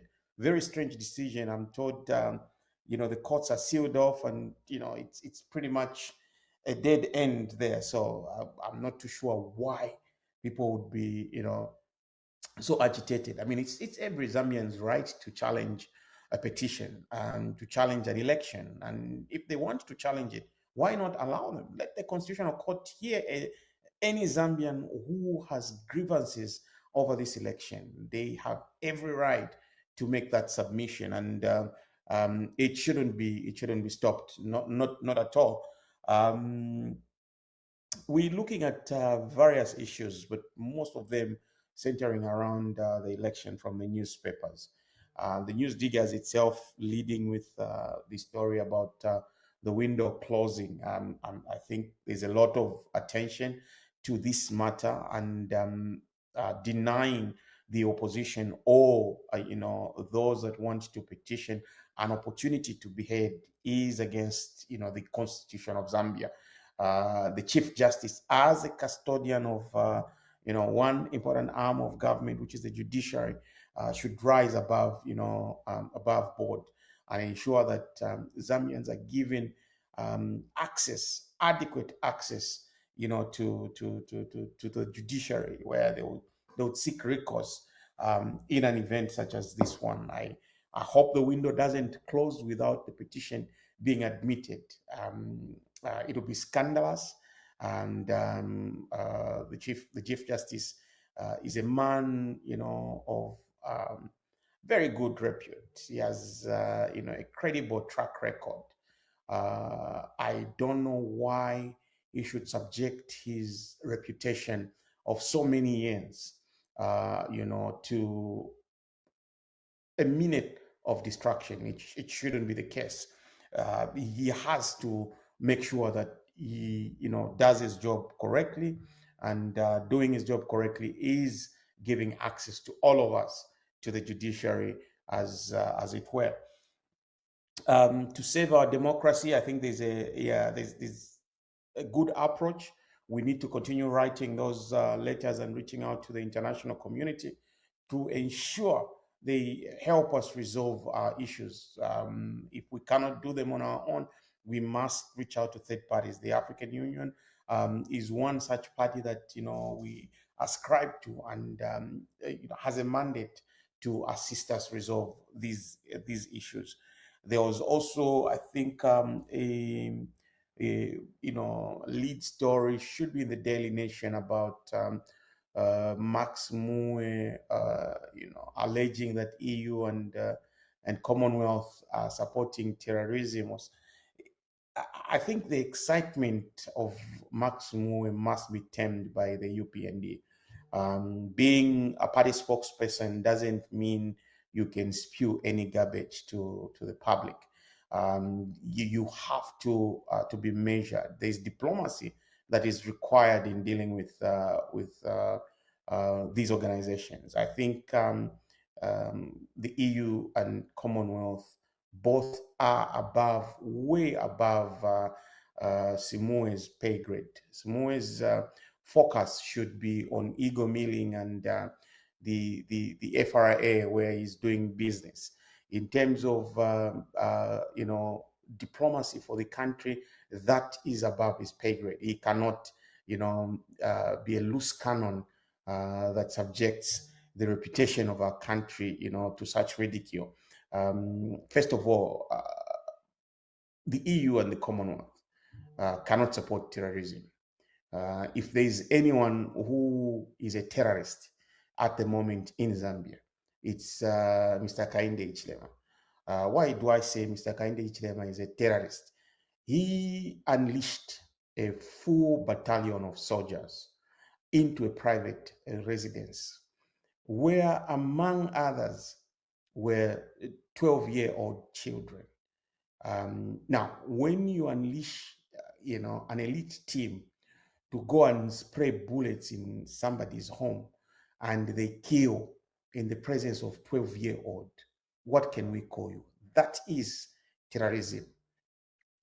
That amounts to instilling terror, fear in people. And whoever does such a thing qualifies to be called a terrorist. In this case, Mr. Hakainde Hichilema is a terrorist because his terrorism at a private residence where he killed,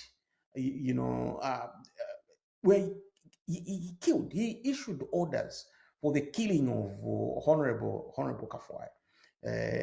Ziele too is his agent in this terrorism.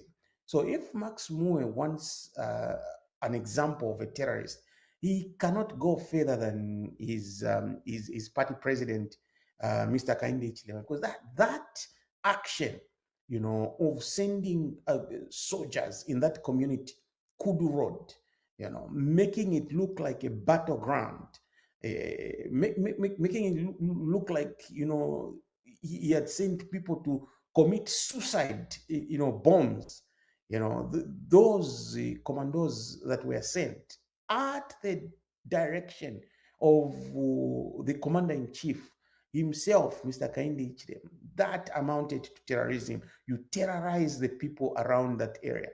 People are traumatized. People can't believe what they saw.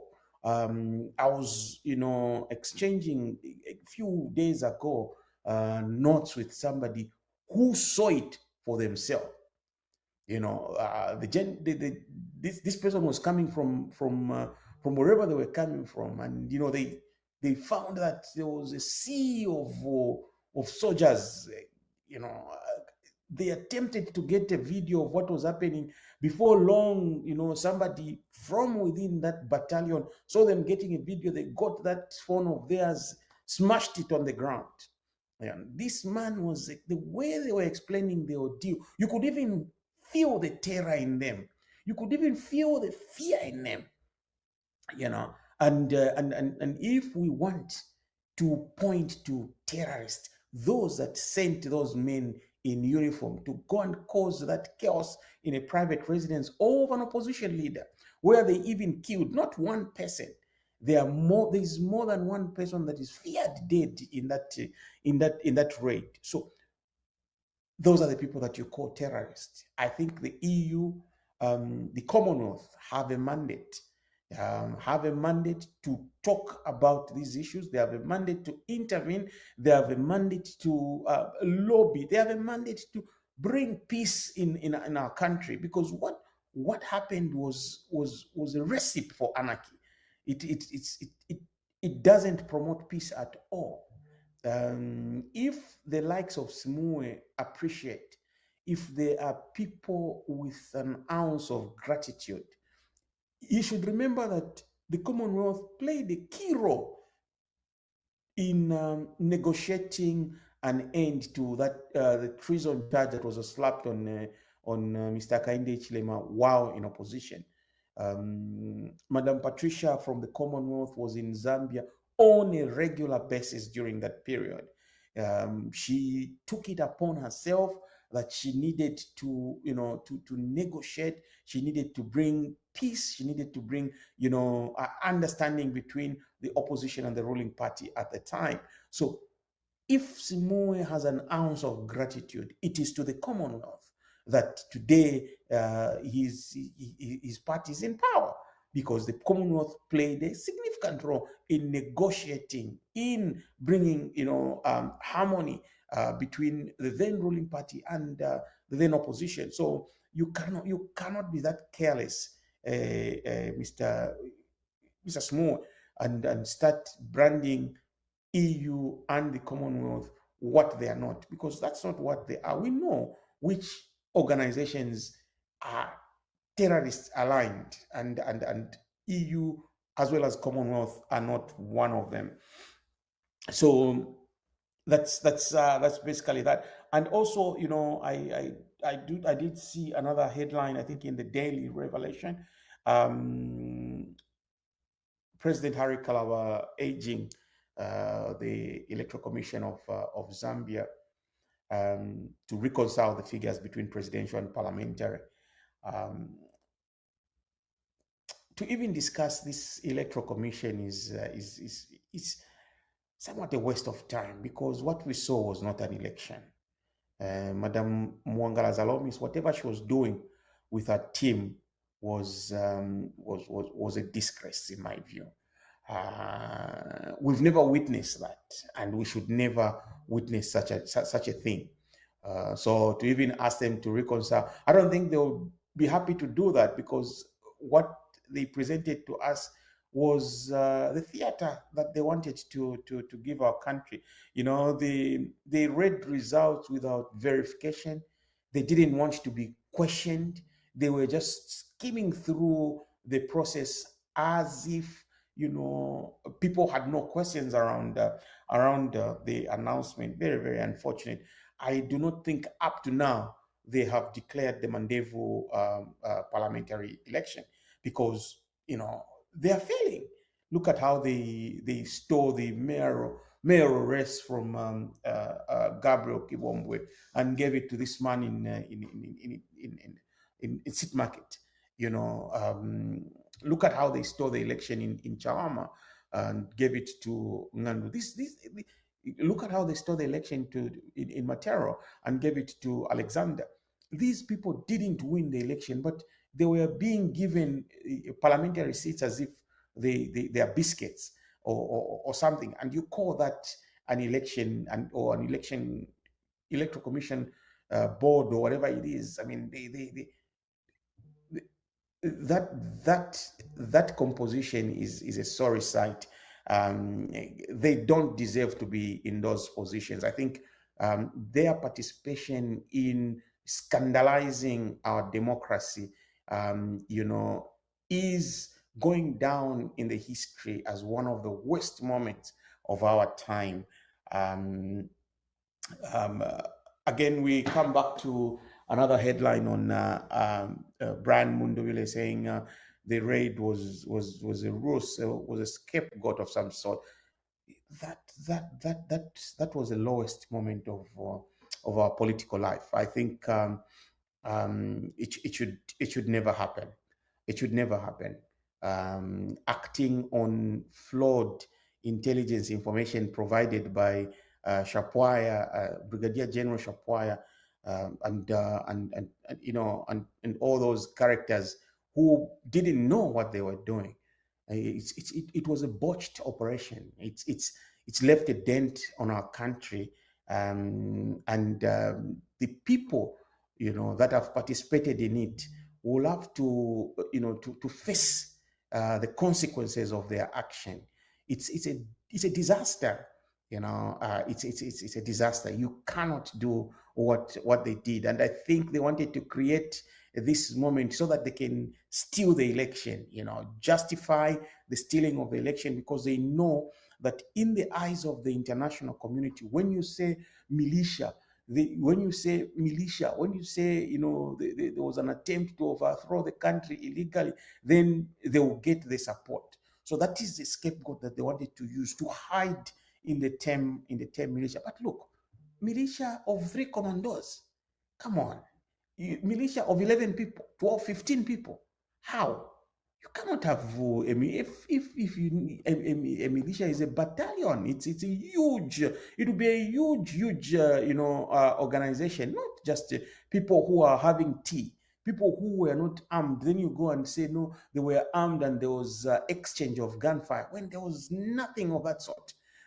You know, it is because you wanted to steal the election.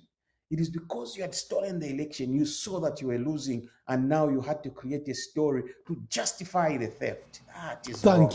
Thank you, Augustine. Thank you, Augustine. Dear viewers, thank you for all those that are watching us. Kindly share the broadcast. We are tracking the news from the Supreme Court grounds that the Chief Justice Mumba Malila has ordered the closure of the courts countrywide. We now can confirm that Chief Justice Mumba Malila has ordered the closure of the courts countrywide.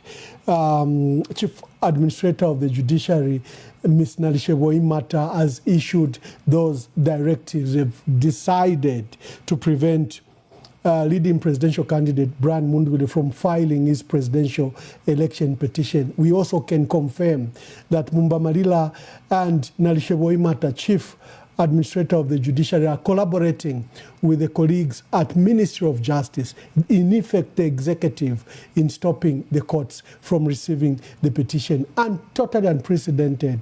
And this is similar to what ECZ did. Brian Mundubile was leading in vote count across the country, and ECZ closed for that 6-hour period, which I think even came to 12 hours. Illegally, ECZ stopped the vote count, and they alleged that there was national security at threat because their polling station were invaded by Kalufianya, by the way. Kalufianya invaded in Matero, in Chipata Chaisa, and in Dilanda. They said they are closing the polling station, the vote count, because of national security. In that 6 to 12 hour window, we know what happened. They brought the stuffed ballots, swapped the stuffed ballot, and also gave the opinion for the military to invade the totaling centers. On record, and all observer missions have noted what happened in that 6 to 12 hour window. We are seeing the same with Mumbamalila, Chief Justice and Administrator of the Judiciary, Ms. Nalishebo Imata. They've issued directives that the courts are closed for today because of concerns of security. Clearly, they do not want the opposition or citizens to file the petition, as today is the last day. That's a story we are tracking today. This is a developing story. We were reluctant when those memos began to fly. That's why you saw I went behind the scene and began to make calls. I can confirm here that the Chief Justice Mumbamalila and the Chief Administrator of the Judiciary have closed the courts countrywide. They're trying to prevent a petition to be filed by Brian Mundubile and any citizen or any other petition. They are collaborating with the executive, the officials from Ministry of Justice. Chanda Kazia, your thoughts about what the papers say, or even this story we are tracking? Yeah, I'll start with the story that we are tracking. What a shame, Ambassador. What a shame, because these are colleagues that will be, if they are going to be swearing, the swearing ceremony, they'll be saying they are swearing to protect the Constitution. Really? This would be mockery, a very big mockery. Imagine you are a person of distinguished character, and then you're invited to this inauguration, and you show up, and you sit, and be very happy that you're seeing an inauguration that is for the best interest of the Zambians. Really? Really? How can you close the wheels of justice? Close. Now, there's this action they've taken. They're saying that we close so that we can do the swearing in line with the Constitution. So closing the courts, the entire country, is right, so that the petition cannot go in. Is that the democracy that we are creating? This level of arbitrary actions is very destructive to our country. Extremely destructive. I can't still wrap my finger around knowing that the man that I've respected for all the time, Chief Justice Malila, would do that. I can't believe that.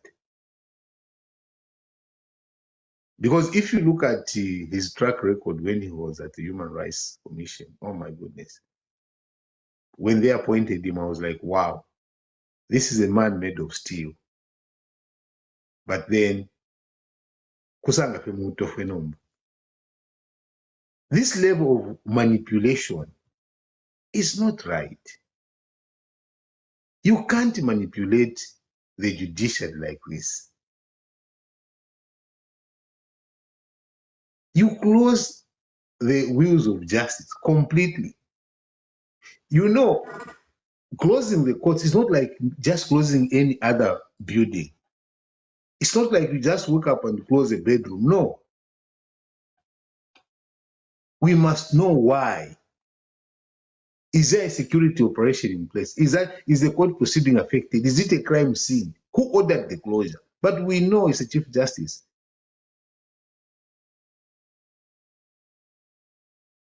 This institution where liberty is defended, government power is tested in that building. And the citizens seek justice in that building. The buildings that you've closed, where is justice? Where is justice? You thought that people were not going to petition, they were going to stay back. But like we said on this platform, the petition must keep going forward because it's a constitutional right. Now, the very constitution which we depend on is being violated right before us. We have gone into the animal way of life. It's a survival of the fittest. This destruction of the democracy, this destruction of our judicial system will have very lasting effect.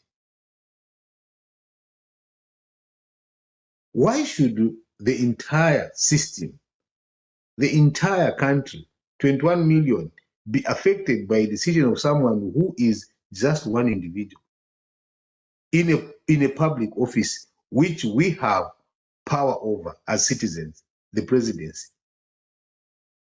Why should one person called the president take over everything, every life that is there? Destroy the wheels of justice. Parliament is gone. The executive, we can't even talk about it.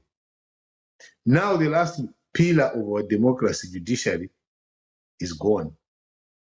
And then tomorrow we see now, oh, we're going to stand and saw in a new president who is going to defend the constitution. Are you sure that after the swearing in, the president is going to defend the constitution? Or it will be defending of he himself and the people that surround him? And when you see the people that surround him, it brings me back to the Daily Nation, where Marx can call the EU and the commons that are supporting terrorism and still go scot-free. Does he understand the impact of his words? If they are going unabated from government, the entire government system is quiet when Marx can say such words. How is he going to face this international community when he goes to the UN, to the EU? How is he going to face the same terrorists that you think they are promoting terrorism because they are holding our country accountable for international standards? They are not just holding our government to the national standards. They are holding accountable our government to international standards of democratic principles and etiquettes. Now, you have Max Moué discrediting the relationship that the country has with all the EU, the UN, and meanwhile, they are financing you. The budget balance of support comes from the European Union. How many programs are these terrorists that you're talking about financing?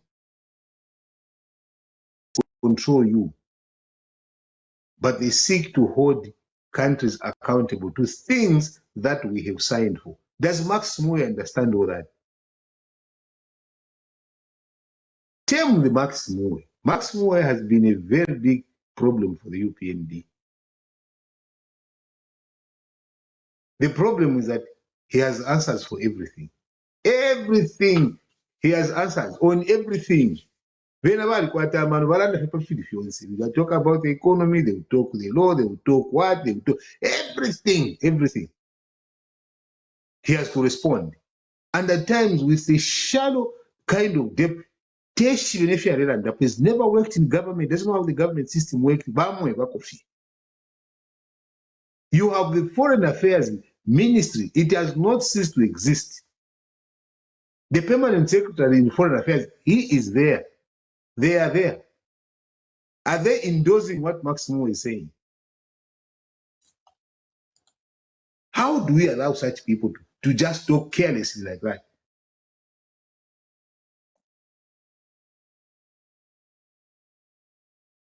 The issue to do with the news diggers, no, the issue to the Prime TV.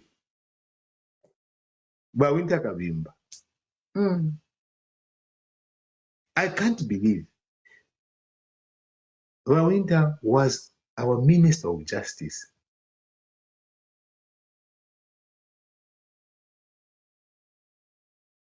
Someone I personally held in high esteem. When you've been there in that position, how do you come back and talk carelessly like this to say, oh, if he won, there was going to be civil? Who was going to fight? When you have seen who has been at the helm of beating people, the last 5 years, it has been UPND beating, UPND killing.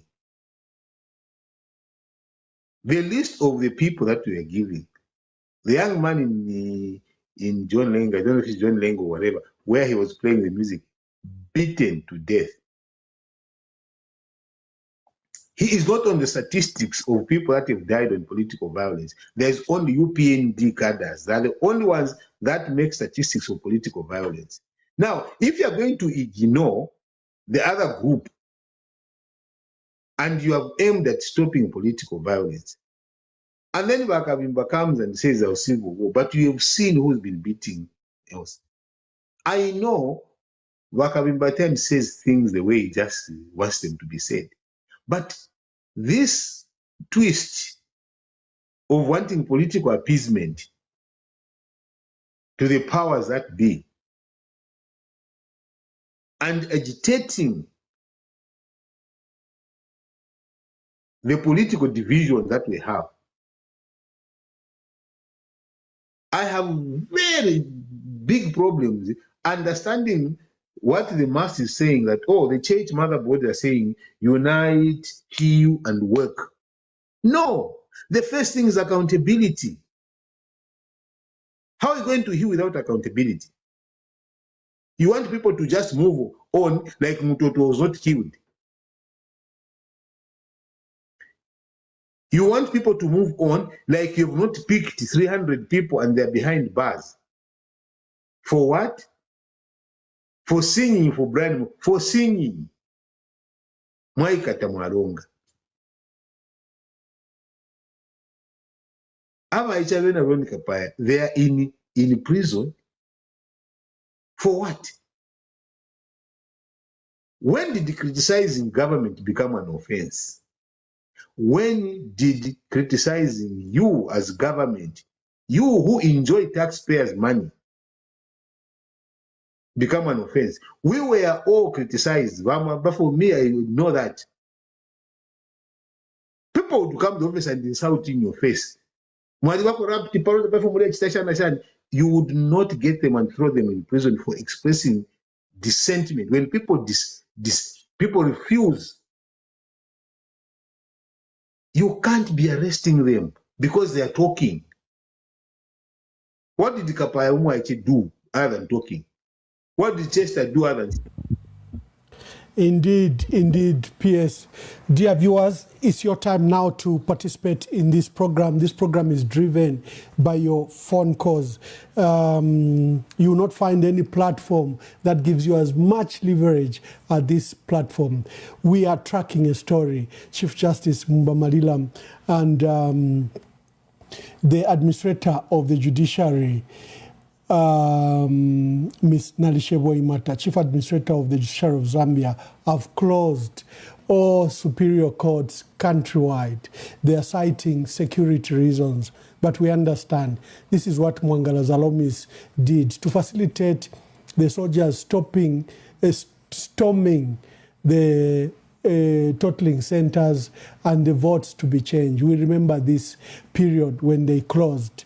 And similarly, the Chief Justice is merely collaborating with the executive to try to prevent Brian Munduwile's lawyers from filing their petition today. So as we are speaking, the Supreme Court grounds have been surrounded by security chiefs, and now there are various witness counts. And now I have personally spoken to a lot of people in the judiciary, about 6 people. They've all confirmed that the judiciary have closed the courts for the, citing security reasons. They've even not stated for how long this closure is going to take place. But we know that today is a deadline that Brian Munduwile should file his petition. The lines are open. Let's hear from you. The news we are breaking with you is that Chief Justice Mumba Malila and Nalishebo Imata, Chief Administrator of the Judiciary, have closed, especially the Superior Courts, citing security reasons. The lines are open. Let's hear from you.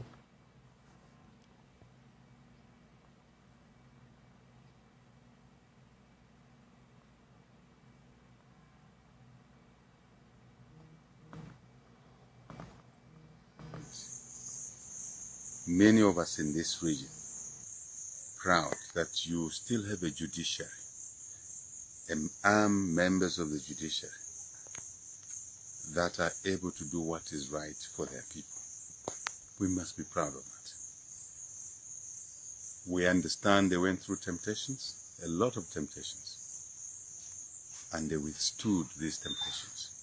Money, other things we hear were thrown at them. But they understood why they are on the Constitutional Court. Because the judiciary, the courts must be the place of last recourse where we go to seek justice. Injustices are done every day in our elections. We know it here in Zambia.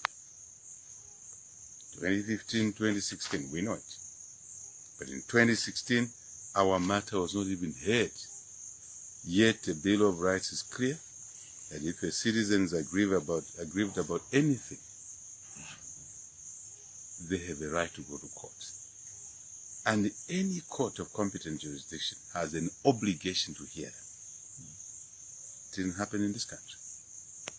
It has happened in Malawi. We're so proud of that Malawi Constitutional Court bench. I hope we can all learn something from that ruling, that you cannot continue cheating the people, the very people that gave you an opportunity to save them, especially in those roles. So congratulations to the opposition in Malawi, and one other thing we learned from Malawi is that they came together. The opposition came together. Here we have some oppositions that are surrogates of the ruling party who are used to abuse fellow opposition. But there, Dr. Chakwera, Dr. Silas Chidima, and others came together for a joint petition to save the people of Malawi. It's another lesson that we Zambians must learn. But more important, it's a Malawian citizen, the Malawian voter, who did not allow their vote to be manipulated. When their vote was manipulated, they showed it. They went in the streets to express their displeasure on how somebody had stolen their votes. They did it for months on end. It encouraged the judiciary. So you can see the point here. They showed it. They went in the streets to express their displeasure on how somebody had stolen their votes. They did it for months on end. It encouraged the judiciary. So you can see the point here. Hello, caller. Please tell us your name and where you're calling us from and make your contribution. Umbeni ambassador. Endita. Ambassador ine fifin toko vya fuma nopo to Afrika tule mwana nomba ine chonde pisha ko vya ambassador nangu ma citizens be ne fino mulera ndoko batiti bayimba mwa mwarolesha sana okubala feva president we sira ine statement bapero yali lengera abantu baba cool down ya kwe bati no situation iri fe bwino mwe bantu rolere so na nguni apa pene ambassador abantu tebonse abantu abasambirira bayishona mafumiro fo yabo na ngupali ne step ya shirani challenge abantu bambo kubafunga bayishwa weta basita po demonstrate mwana tishamone kakunso ko batama citizens na basita demonstrate but tumasango ko bati pakwambaira nishpali abantu abasitire guidance yakwe bati bambo kusita demonstrate na bambi basita join nombanga chakwe bafati amba vyo kuyirishana it's better kwabo kusita guide abantu kuringana noko tufikire like iya makoti bayisara natwatensa ambisha kwe bati twaima no kusita demonstrate pamurandu wafisha kwe bati bayisara makoti country wa konsoko turingiro kutware mirani oro mirani bisha kwe bati fama citizens ni fofwe bayirishene kwe bati amani sawo tsati tayari win so kutumwa tumwa tupera ko go ahead abakwete ko wishuro kusita guide abantu pako batabasangiro mu bwafya baba mu peaceful demonstration panta pali fimye ko twarachita kusita stand up no kusita demonstration pamurando amakocha abayisara lero not pa my election pamurando amakoti pako batintungurushishes bashite allow shite petition so nshishi palicho ambassador cyo ngabombapo mwe bari kuma media za pusana erona aba mashina wanu baje banda pali no nsitamwa bebako bare sitako encourage abantu fo benga chita no chukurara ndefo turefo kuchita na fira rengo ko batrepera my enemies another strategy ko batsira mu attack. I submit ambassador. Please tell us your name and where you are calling us from and make your contribution. No, Matthew. Bamomba nimba nani kane nimba disappointed why nani kane HH has to close none. I don't see the reason why he has to close none.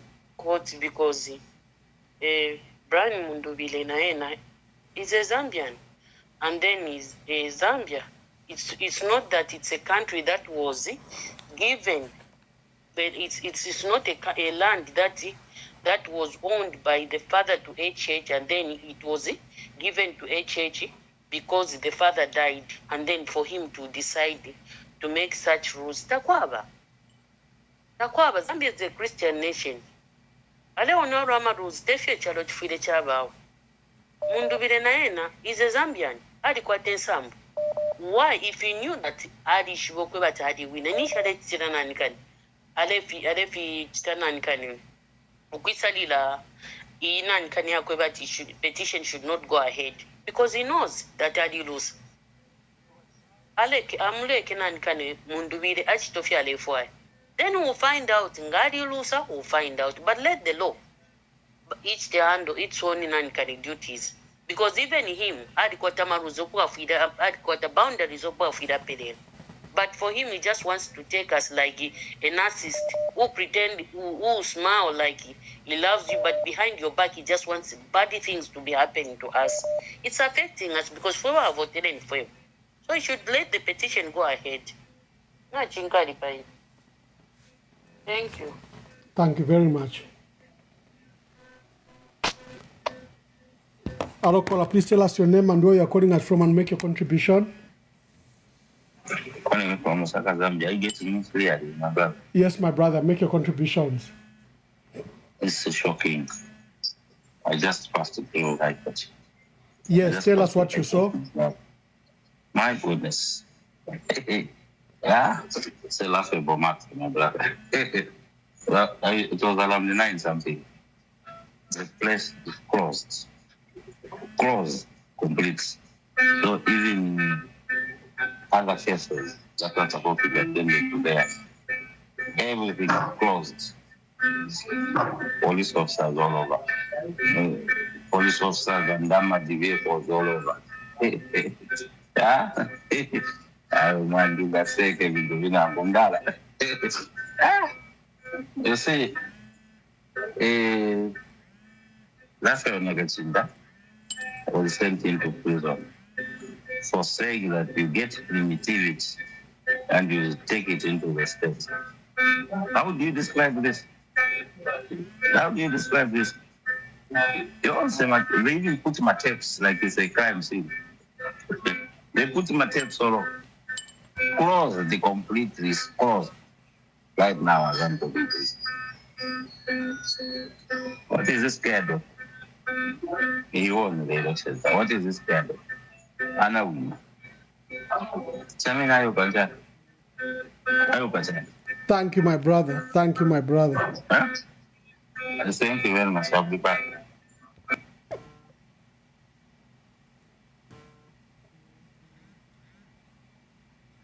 We frame key facts to provide a balanced perspective, set the national agenda, and focusing on cross-referencing newspaper coverage. Hello, caller. Please tell us your name and where you are calling us from and make your contribution. Nevo kondande tumina po usiranga. Wamwamba apatu Afrika epara turanda muswemba kwe babemba kofirira mu nsenga. Ifwe n'abatwera okwe bati kwikale zitu sitesiri fyonse nomba tapara kwati bara tunyantirira bonse kwebena gani. Grupu yaba UPND ili sympathize within timu yabo. Icyaro cyonse kirerira abageni gaine wedi barandire ba DM bati mwe bantu mwita active fyonse. Apo ekirera ngo ko bakyaba n'icyaro cyonse cyiswe umuntu okiresta ko submit ni nani. Because HS kapari cyaro cyose submit bantu bakotwa bene abamukwaya mu. Because rero nga bafuna bafuna statement wa president abamatebizuru ko abantu kiratwara ngati kareni apanomba email tumwamoneke tingene ngombe honse umuntu ndesha apusana umutwe inene bone wali campaign manager kwa Anna Brown kuno kusiranga chawo ikintu cyareshika na byonse naba EU na Uganda na vera no kubapera information yonse nize noro bayishire paporing deshe nyapa munda wangu na libebe pakwa pamuka nekiyongezi amanya amake bashitama nkreta manamba yonka mafigal twarista address nomba ine audio to apatiko ikareni audio telefo apunti tukwate ko imeni mu structures omwini abe n'abashereko batutungirire telefo ikana teni ga telefo ikapokurandisanya kweka ma WhatsApp group no kwima gatwayima bonse abantu bana mali peke bashani bala ine cyaro sara ina sonse command telefo no na totera mukwa.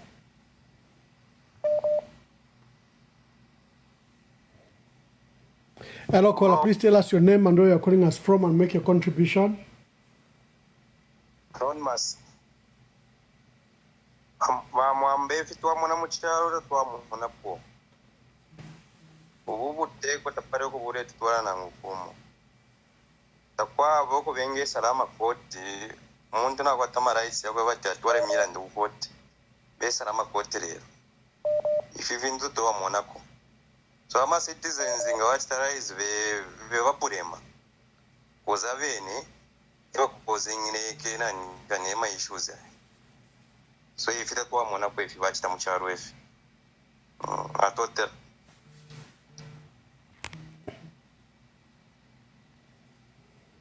Hello, caller. Please tell us your name and where you are calling us from and make your contribution. Hello, good morning, Mama. Good day. Oh, yeah, good day that side. Mr. Mwamba, I'm calling in from Southern Province. And I must make mention one thing from the time the elections, even from the time HH was pronounced winner, there's been a moment of sadness everywhere. Nangule Peterfield town and people are not happy. Kulifio Kaliakale, like we are covered, we are not free. Everyone seems worried. Ingo wapito momo office. Tabale moneka happy and people are complaining. Mr. HH, you lost these elections. To be honest, people do not want you. Do not really keep forcing yourself. You know what you are instilling in people right now? mulebika more bitterness, because whatever everyone wants to do, you're stepping on it. Fyonse for muntu that tulande, even our movements, we are scared. Kulifie fear. Na papa, the people do not want you. You know, even the Okatas, that these elections you lost, but you are trying by all means ukula tukalifia fie mitima every day. This is not right. There are people abo mwaikatoko. Ama musicians, barisha ama families. Barisha abana, barisha abakashi, abo abari uko. There is Mr. Mutotwe Kafwaya, abana bakalila shani, bakekala shani. People are crying. Mr. President, bana mutinda, talk to your husband. Talk to your husband. Takwaba country ya ruling one omuntu judiciary na mwikata. Abantu the rights of people, you mwalikata. You don't know what you are planting. You don't know what you are planting. Because the more people, you may never know what they might do. Mwamwana. Pantuna mutu ikatira fiance, we are not free. We cannot do anything. We cannot speak. Takwa bechalo cha befi. Yesterday I was talking to one of my friend's brothers. Alelanda. Namuishira. Ide chalo chika kubabemba. Tabaka chisendepo. 100 years from now. Why? People are now made to believe that you can never put a Tonga president. Even when other Tongas are okay. But now mupenta idea picture idea.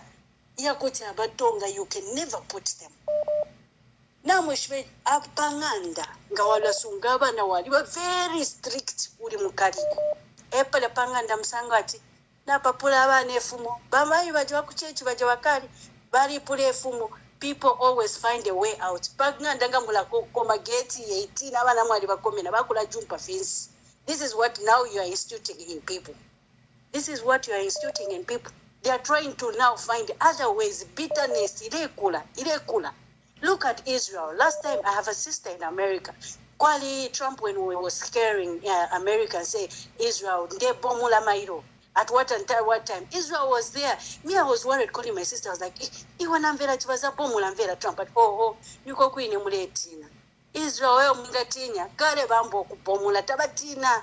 At Valating Gabayeva Trump at Tulepomula Marvela that we are waiting. Why? Because Kale Bambo Kufipitamo. Kale Bambo Kupomula. Aba Nabalef, Wabalech Tashat. So this, what you are planting, is very, very dangerous.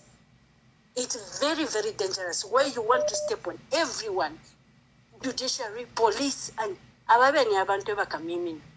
Thank you, Mr. Mwamba. Thank you very much.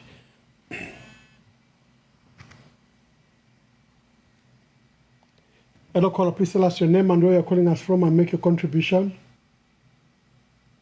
I'll remain anonymous. Thank you, anonymous. Good afternoon. Is it morning that side, Mr. Mwamba? Please say what you wish to say, my brother. All right.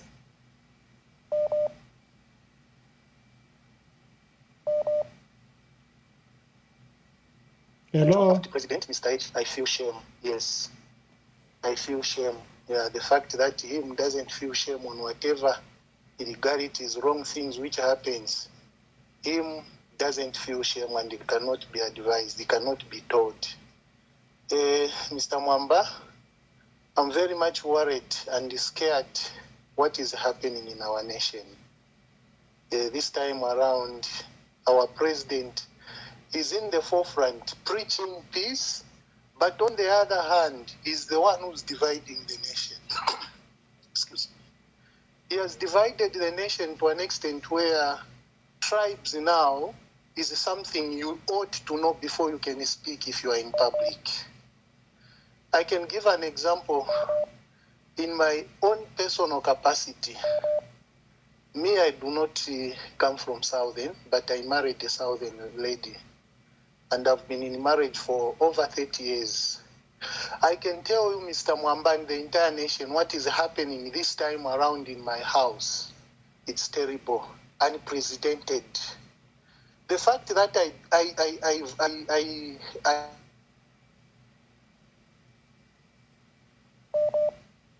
my wife supports Akainde just because of my house.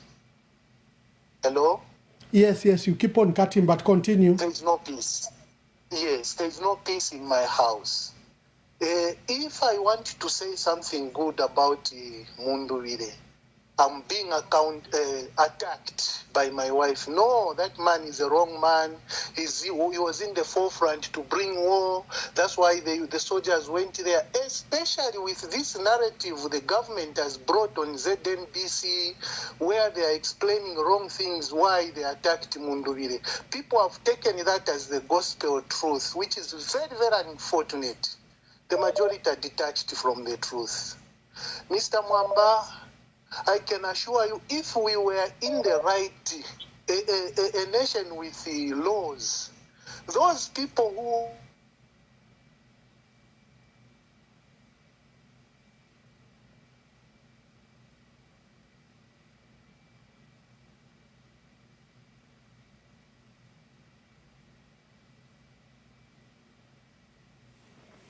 Our brother's line is very bad, so let's just take another caller. Hello, caller, please tell us. Hello? Yes, caller, please tell us your name and where you're calling us from and make your contribution. I'm calling from Kave, and I want to remain anonymous. Thank you, Anonymous. Speak through the phone and make your... Twatula ifo mwandini. Kwena busereso kwanga leo tumfomwe bantu. Uchaba abantu basiere ku bantu. Nimutima washani bakwata bakateka. Mutima washani.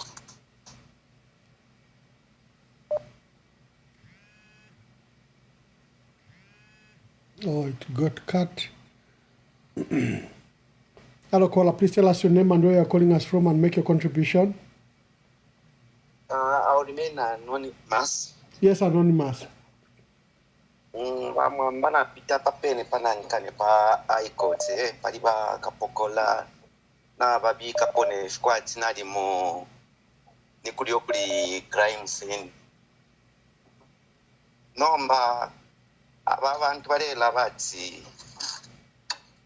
bali bamanani kane futhi na banani ba mumba malila na bena bayiposa mo tabeshi byati like inangu nindalama ishitolanda ni blood money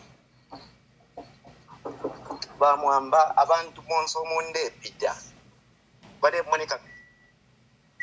monika fyaba sakamana badi bonsefi elo bade monika fyaba furonachi bakalipa mwalishi bafebe na Zambia ngatwafulwa lingi tatol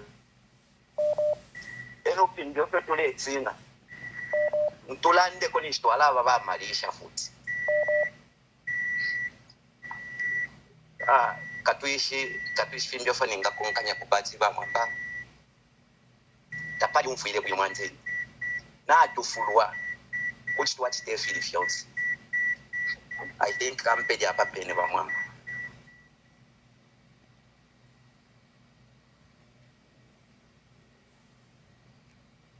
Hello, caller. Please tell us your name and where you are calling us from and make your contribution.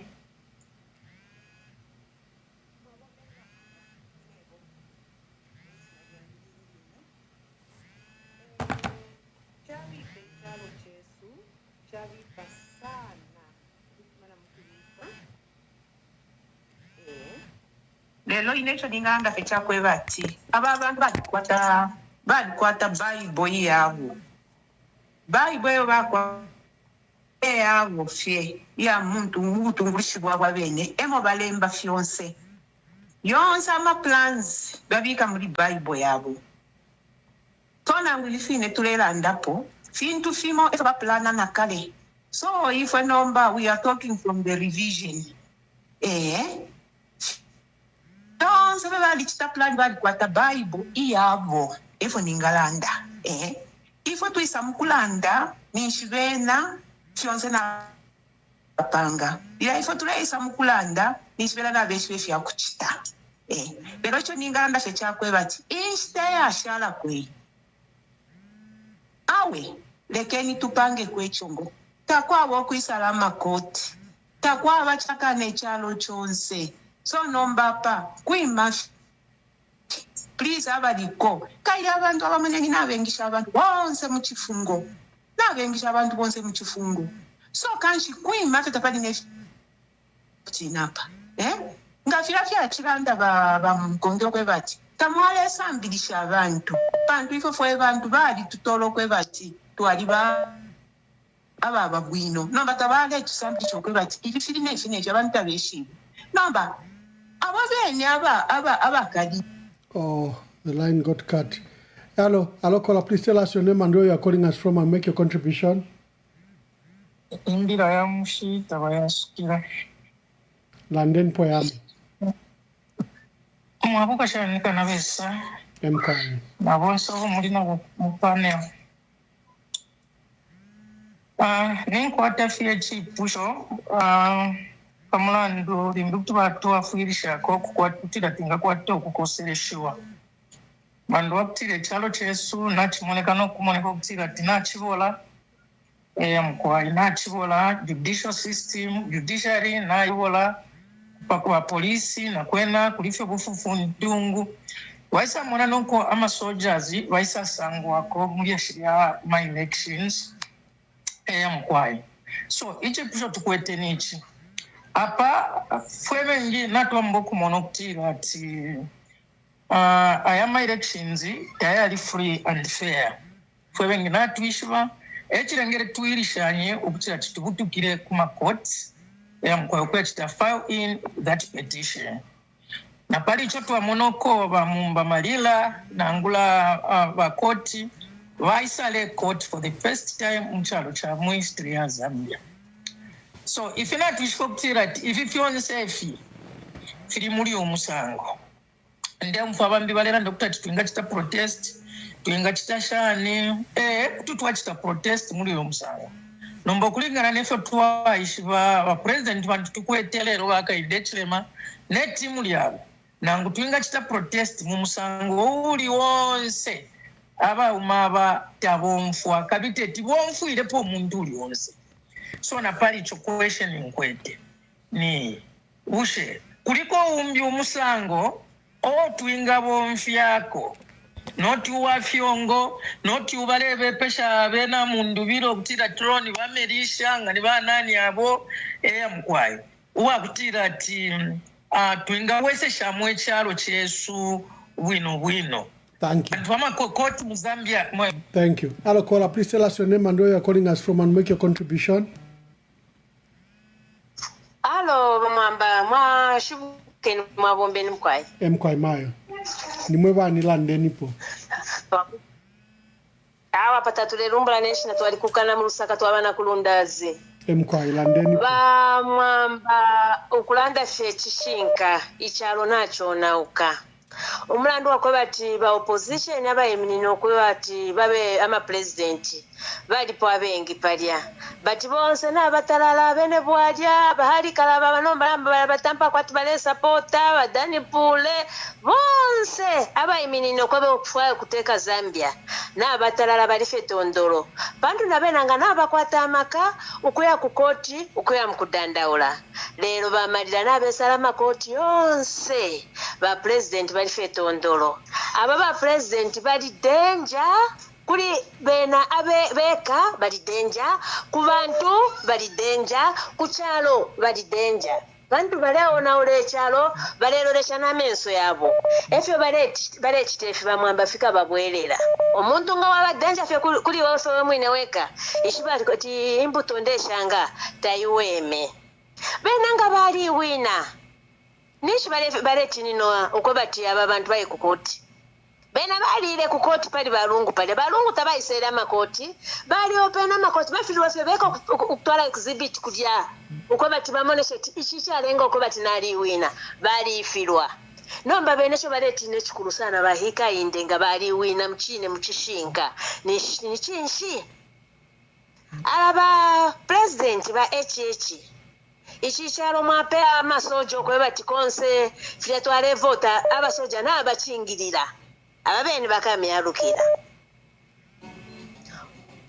Berenyi insambo abekala echalo bakweta makaya kulanda natukuka natubutuka mu lusaka twaisa mukufisa makono kumishi Umlandu kwati walikwata neighbors ba UPND badilya bapoka mumaka kubutuka ati balaya mkusosera balayisa mkunjikata ekungabe okwikala mukyalo efizoona ala info yaba mtoto kafwaya lesa bonse abafire palira de nga mwababumbire ku maka yenu lekeni amaka yenu ya bombe omulando wakoba kino ekyalo tekya muntu omwo kino ekyalo ky'abantu bonse nga waluusa namuwonekera zona unguwikadde fye ku maka fye pampando awe ekikyalo kireya kuboona bushi ekikyalo twawona olafu ebeeni beeka bakawunda balirandire leero okwabula amatwi twayimwena fu ebeeni beeka bamwamba. Thank you very much. Hello, caller. Please tell us your name and where you are calling us and make your contribution.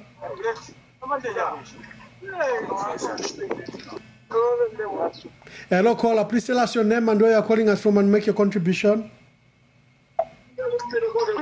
Ambassador Mapa, good morning. Good morning. Anonymous. Landeni to anonymous. Uyu muntu alirusa. Tirini gemu tetwisala amakoti alirusa. Bamwamba. Ifwe bamayo baletu papa 1964 baletulaalika mu kiwulu. Bale baletulaalika mu kiwulu tabalandira ati tukesa mukulata bantange ife bala tutabantansha okwabula okukwatana okutontonga n'okutisha kino ekyalo kino mwali bana abantu abakalamba abalwishisha obuntungwa okukana kwata respect ya kyalo tefisuma ife balekita bakaleterera n'abaana abalafyalwa beekalefe okuti baliruusa badifula okushimingisha okwati baliruusa tefo kifiiri okuba ifo tuli bena Zambia tula pepa tufune twakwata ekyo tulefwaya notukakira ku munono olubango baliruusa bakabola ala bamundubire baliwina nombe ekyo bali bafyengera nikinshipa kuti besalya amakooti twalifu wakatwate mwawe emukwaita tufutwakira fati nefo tulandepo opamonge fo tulemo nofo tuleikala tatuleikala bwino tatwakwata amayira ndire mu kyalo bonse tuleti n'okutukaka tuleti n'okutwipaya tukayakwi bantu twalisalira ekyalo kya Zambia lesadishwa kuti natube muri kino kino tukakwate n'omutende lesa mipale mwikali omutende mubombe n'omutende amen. Thank you very much. Hello, caller. Please tell us your name and where you are calling us from and make your contribution. Hello? Hello, caller. Please tell us your name and where you are calling us from and make your contribution. Okay. Good morning, Ambassador. Okay, good morning. This is Teska calling from Matero. Matero, Landenipo. What is happening in this country is bad. You know, you are the very people now who can give us the direct. Because us here in this country are very much ready to do just a peaceful protest. So now, when the matter reaches to ICC, International Criminal Court, I think it must pass through stages. Now, the only stage that we, the people, we, the citizens, expected to follow, they've hindered it. So now, be quick, do it very quick so that maybe you can just report it to the International Criminal Court. Because we have evidence, the evidence is all over to say these people, they lost the election and they don't want to give chance to anyone. They can do whatever they want just to probe everyone. There's a second If twachila mikali pila ati fimwate mwati kuyo banani bakesa twafwa mwe bakayafwa ni mwebo mwebene. Election petition taya ku International Criminal Court awe. So now this is the deadline today. So now these things we have been witnessing now. There's nothing that we can expect more apart from today. So today is the day that we need to change things so that they. Oh.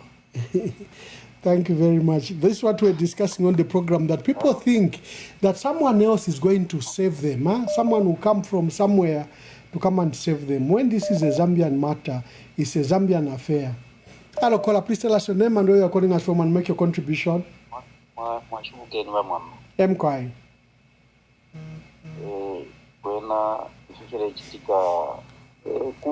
kukoti nga tulea kukoti ekoti ya mukwata justice nomba makoti vaisala valepiri bulenji chilepiri okwe vati mfika tuchikumano yavo valemona kwati vasova andi chikuru echo tingairira sana vamwamba ifo vene kwe vena zambia nimfuevo wasuminisho kwe vati tutekwe na dictatorship already apatwa muri dictatorship panomba 5 years twalakapita muna dictatorship umulandu waifo vene kwevena zambia echo ndira ndati mulandu waifo vene kwevena zambia umwenso eo tuwatangisha pantangisha kuli navali mupepi kula kuine kwacho vavachituva marerandano kulando kwevati nachirapita ndemona vapolisi vali pakoti paria bati ninchi vari kunchende kula kuine navapalamana mupepi mwamona tulerekerero kwevati chalo chesu chona ike kumulandu wa mwenso ndikwete ero chimbecho nasanga kwevena zambia wafetwa kwati mukasanga limbi kuti kwavo muntu mo aiperesha ukwevati yo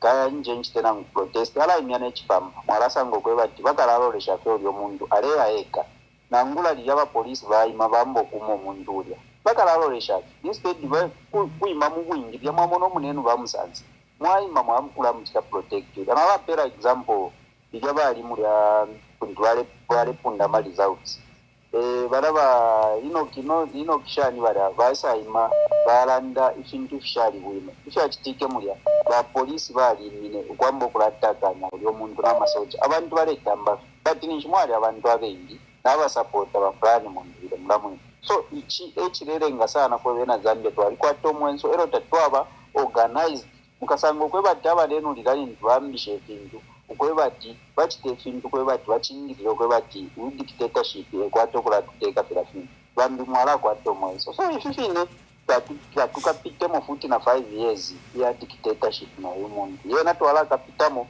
andi vonse naifo vene fwe valeranda pano tukava affected twalava affected uvisana kuli yomuntu ukuwe umwenso ukawadinesi muntu twakwati lero apa pafilimba tuleranda kwati natushipasana nga tuleranda lero ifile chitika pa ground fwe vambia tulava kunchendo kuine mupepi vamwamba kuti mwamva fyatinga chipolopolo chama vaye vakulashire parapeni fwe vambi mwenso tamwava kuti twana parapeni numba kuli vantu valava kwete omwenso vali mupepi kuli ekofile chitika but pali reaction ili yonse into vale chitapu so isenteke okulanda lekeni fe ofine atuteke dictatorship twamusuminisha fo vene kuli bukawadinesi bweso atotera mkwana. Thank you very much. Let's keep on calling. We will need to release our team to rest, and then we'll speak to you later. With primary data, expert and special guests to offer an in-depth look at daily stories. Live on EMV, I'm talking about Hello, caller. Please tell us your name and where you're calling us from and make your contribution. Mr. Mlonda from United Kingdom. Thank you. Make your contribution. Mr. Mwamba, inenadishe mkuvota kuzambia. And for the first time in my life, I felt like an Indian in my own country.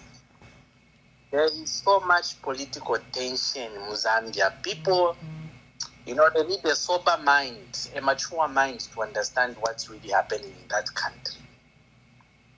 That's all. That's my contribution. Otherwise, it's not good what's happening. Thank you. Hello, caller. Please tell us your name and where you're calling us from and make your contribution.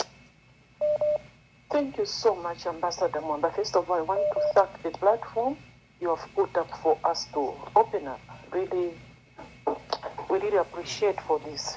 I don't think, as much as I am against HH, and I don't think I would tell anybody's child to go in the street. I wouldn't even encourage anybody's father or mother to go in the streets. My reasons are, we are dealing with a lunatic.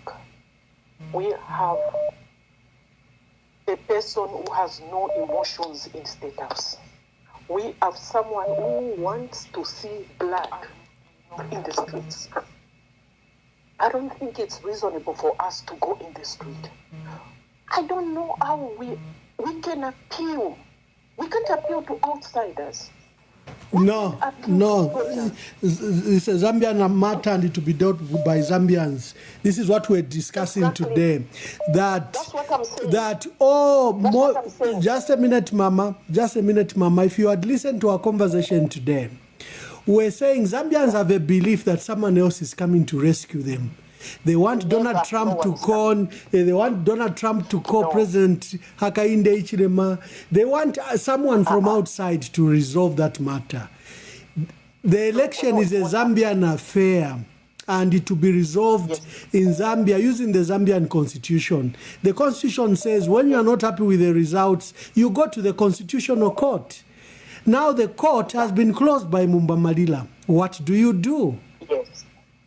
That's what I'm coming in. We have protested before in this country. We have gone in the streets when we had someone normal in the State House. We are dealing with a bloodthirsty vampire. We are not dealing with a normal. So Mayo, imwenso kanga ya ingira munganda. Umfwen Mayo. Imwenso kanga ya ingira munganda. Inso kanga ya ingira munganda. Is bloodthirsty, it wants to kill. So kuchitashani. Nala suka.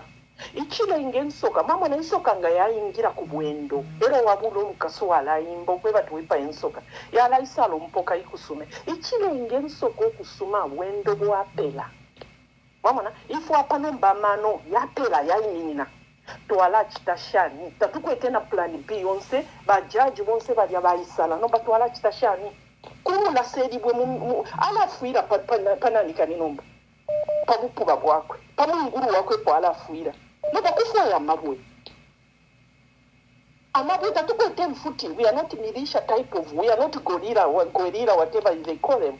No papa kufa ya mabwe lili alepita baba mweke bekala charota ko omuntu wabayeka yo omuntu ale twipaya abantu twikerosi no papa chafika pakwe bakyamano ya nyina mamoni twala kitashani yonsa amaplani aisala kubula mabwe nomba pada kwafita mabwale pita mu bana ba Kongolo mpolo ichalengere Farao kuleka abana ba Israel baye mwali kishwe cyo desakitire kwipa ya ma firstborn bonsyo kubakontaula ma kaya mana yali terere no balesa utachimfiwa iyo nara kitashani lepa yeni pada baleri la maliro tampeni po mwebe na Israel akuriye efye baye uyu muntu tatu peshe ero kale apinga ero bwaipaya bengi badande crazy bonke kale atampo kuipaya ukwe kutile mirandu takuri kutwara takuri South Africa tayatwafu hiyo basadi kitabatu afanya fati it's your own fault kuya votere shiru iri ndi alike ndile pona nomba ibo chine cha mitungiro kwe batimu mwala irwire nkondo mwebeni apa bawe imposa mawe mubana bakwelo kotukela kwatabana umulopa I submit. Hello caller, please tell us your name and where you are calling us from and make your contribution.